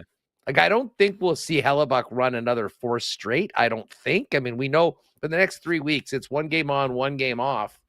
Comrie, and listen, to Comrie, he played great against the Pittsburgh Penguins. I mean, I wouldn't have a worry, but I mean, I don't think there's any chance that it's not Hellebuyck playing against the Leafs. So do we think that he gets a start beforehand? If anything, I guess we're probably talking about Saturday. Yeah, I think we're talking about Saturday. And it's funny because Calgary has like the best record out of all the teams up next on the Jets schedule. They're 5-1. They just lost to the Kraken. I believe that was in overtime or a shootout or something, because the Flames haven't lost in regulation either. Yeah, they're 5-1. So it's a yeah. So really interesting stretch here. I do think Hellebuyck goes tomorrow night. I don't think they'll just like play on one game and then go Comrie, even though it would make sense. And then Hellebuyck could get the Hockey Night in Canada and Leafs kind of back to back there, 2 straight games. But I think Comrie is in Saturday, but I think Ken Wiebe has the better answers on the goaltending. He was bragging to Eric Comrie that he knew he was going to start on Sunday. Oh God, I heard it. I heard it. He was pumping K&R in the presser. You should watch the show, is what he said. Comrie called him on BS, actually, although Ken was right. I mean, I was the one. I didn't think that Comrie would even get in until the Kraken game. But coming in when he did, Hellebuyck playing the way he did right now, and just the way he's looked so far, I would imagine if I had to make the lines for Coolbet as to when we'll see Eric Comrie, I think Saturday would be my pick. Let's check out the CFL. Couple nothing games. A couple games that, well, one game that is definitely important and the other one might be. Friday, Ottawa at home to Hamilton. Ottawa's going to be in Toronto next week for the East Semi. They're just trying to, look better and start feeling a little bit better heading into that game. Ticats played for next year. Ottawa 1.5-point favorites. Argos are in Edmonton to finish up their season against the Elks before hosting Ottawa next week. Elks are done. The Elks are 1.5-point favorites. It'll be interesting to see how Dinwiddie handles Chad Kelly and the run number of his starters. The game that we care about, Winnipeg at Montreal. This was 6.5 when we opened up the lock shop today. It's now 7. Bombers 7-point favorites. And Connor, when I first saw that number, I'm like, okay, have we gotten word that a bunch of guys already aren't starting? Are the books just assuming that that's the way Montreal plays? I would think that if it's best roster against best roster, I would think that the Bombers, listen, they might be a favorite. I don't think they'd be a touchdown favorite in Montreal, but it does speak to the importance far more for Winnipeg than Montreal. And then what's funny is the Riders are 3.5-point favorites against Calgary. I would argue that if the Bombers win that game and it's a nothing game, you're probably talking about a pick'em or maybe even Calgary being favored, as the Riders will rest everybody. But if the Bombers actually lost that game, I would say the Riders should be like 10-point favorites if they're actually playing their starters. Yeah, that's definitely a line to watch here, going through those Coolbet lines. But yeah, 7 points feels a little rich to me. Like, sitting here on Winnipeg Sports Talk, I'm not going to say that I like Montreal +7, but that does seem a little much. It does speak to, Montreal's expected to rest their players and maybe even rest Cody Fajardo. But John Hodge said yesterday that Davis Alexander is not a big drop-off in terms of quarterback play. So they must be resting some of their stud receivers, stud defensive backs, and D-line pass rushers and things like that have made them so good this year. Because that line is, I know the Bombers are coming off a bye, and I said earlier I feel confident, but 7 points is a lot of points, especially on the road in a game that means a lot to both teams. I mean, more to the Bombers, but Montreal coming off that bad loss last week, they definitely want to bounce back, but clearly they're going to be resting some players. Yeah. So anyways, we'll be all over that tomorrow and Friday here on the program heading into the weekend. The one NFL game I'll let you know tomorrow night, Thursday Night Football, the Vikings back in action in LA, taking on the Rams, Minnesota, 2.5-point favorites. Some NFL news. Nuke DeAndre Hopkins on his way to the Chiefs. Cooper Kupp apparently available potentially in a trade right now. He'd look good in Kansas City, I would say that. But anyways, all the NFL lines are up for the weekend, as is the World Series. RIP, the great Fernando Valenzuela, who passed away yesterday. Some amazing content with him and Vin Scully. Just some of the memories of Vin calling his, and a great piece I retweeted earlier today about Vin going out to do the first pitch at Chavez Ravine, getting the microphone, saying he hurt his rotator cuff and calling to the bullpen, and Fernando coming out. I got to say, I'm on the Dodgers now for this series. Like it's been sort of magical for the Dodgers for a while. They've come up short before in times where we probably expected them to win. But man, I think the ghost of Fernando might be helping them against the Yankees. Great series. That begins tomorrow. Dodgers minus 125 in the game one. Yankees plus 106. And the series is minus 127 and plus 108 for the Dodgers and the Yankees. Great stuff today. We will get to more CFL talk, because coming up in 5 minutes, we are going to fire up another edition of CFL 110 with myself and Jeff Hamilton. So stay tuned to the channel. And if you're listening on the podcast, just to get back to Winnipeg Sports Talk, or search CFL 110 wherever you get your favorite pods, and make sure to subscribe there. Connor, great stuff as always. Thank you so much for popping in on Monday and Wednesday. It was always good to chop it up with you. And then Remo's going to be back Friday, and I'm going to be out. So people will be happy. More Connor Rabchak with Remo on Friday and Monday. And of course, the weekend is when Connor really shines. 9 a.m. Do not forget about it. Set your alarms. Sunday morning, WST Sunday Live. Connor, Liz, Jacob hitting all the big stories in the National Hockey League. And that'll be a really fun one for you guys, because we'll have the Saturday night game against Calgary to talk about, and then get ready for the Jets and Leafs on Amazon Prime tomorrow. Jody Shelley's actually joining us. We'll find out a little bit more about the broadcast and get his thoughts on the Jets at this point on the season. Connor, thanks again as always. Andrew Z behind the scenes, killing it as well. Appreciate his contributions to the program. Jonathan Davis, Marat Tesh, Coach Paul Lapolice, all you Yahoos in the chat having fun today. Great to see you all. Big thanks to all of our sponsors that make WST happen each and every day. That's going to do it for us. But again, if you're with us live on YouTube, stick and stay. Coming up next, CFL 110 in just a couple of minutes right here on Winnipeg Sports Talk. Oh, my God! Oh! Shut it down! Let's go home! Thanks for tuning in to Winnipeg Sports Talk Daily. Make sure to subscribe on YouTube and your favorite podcast feed at winnipegsportstalk.com.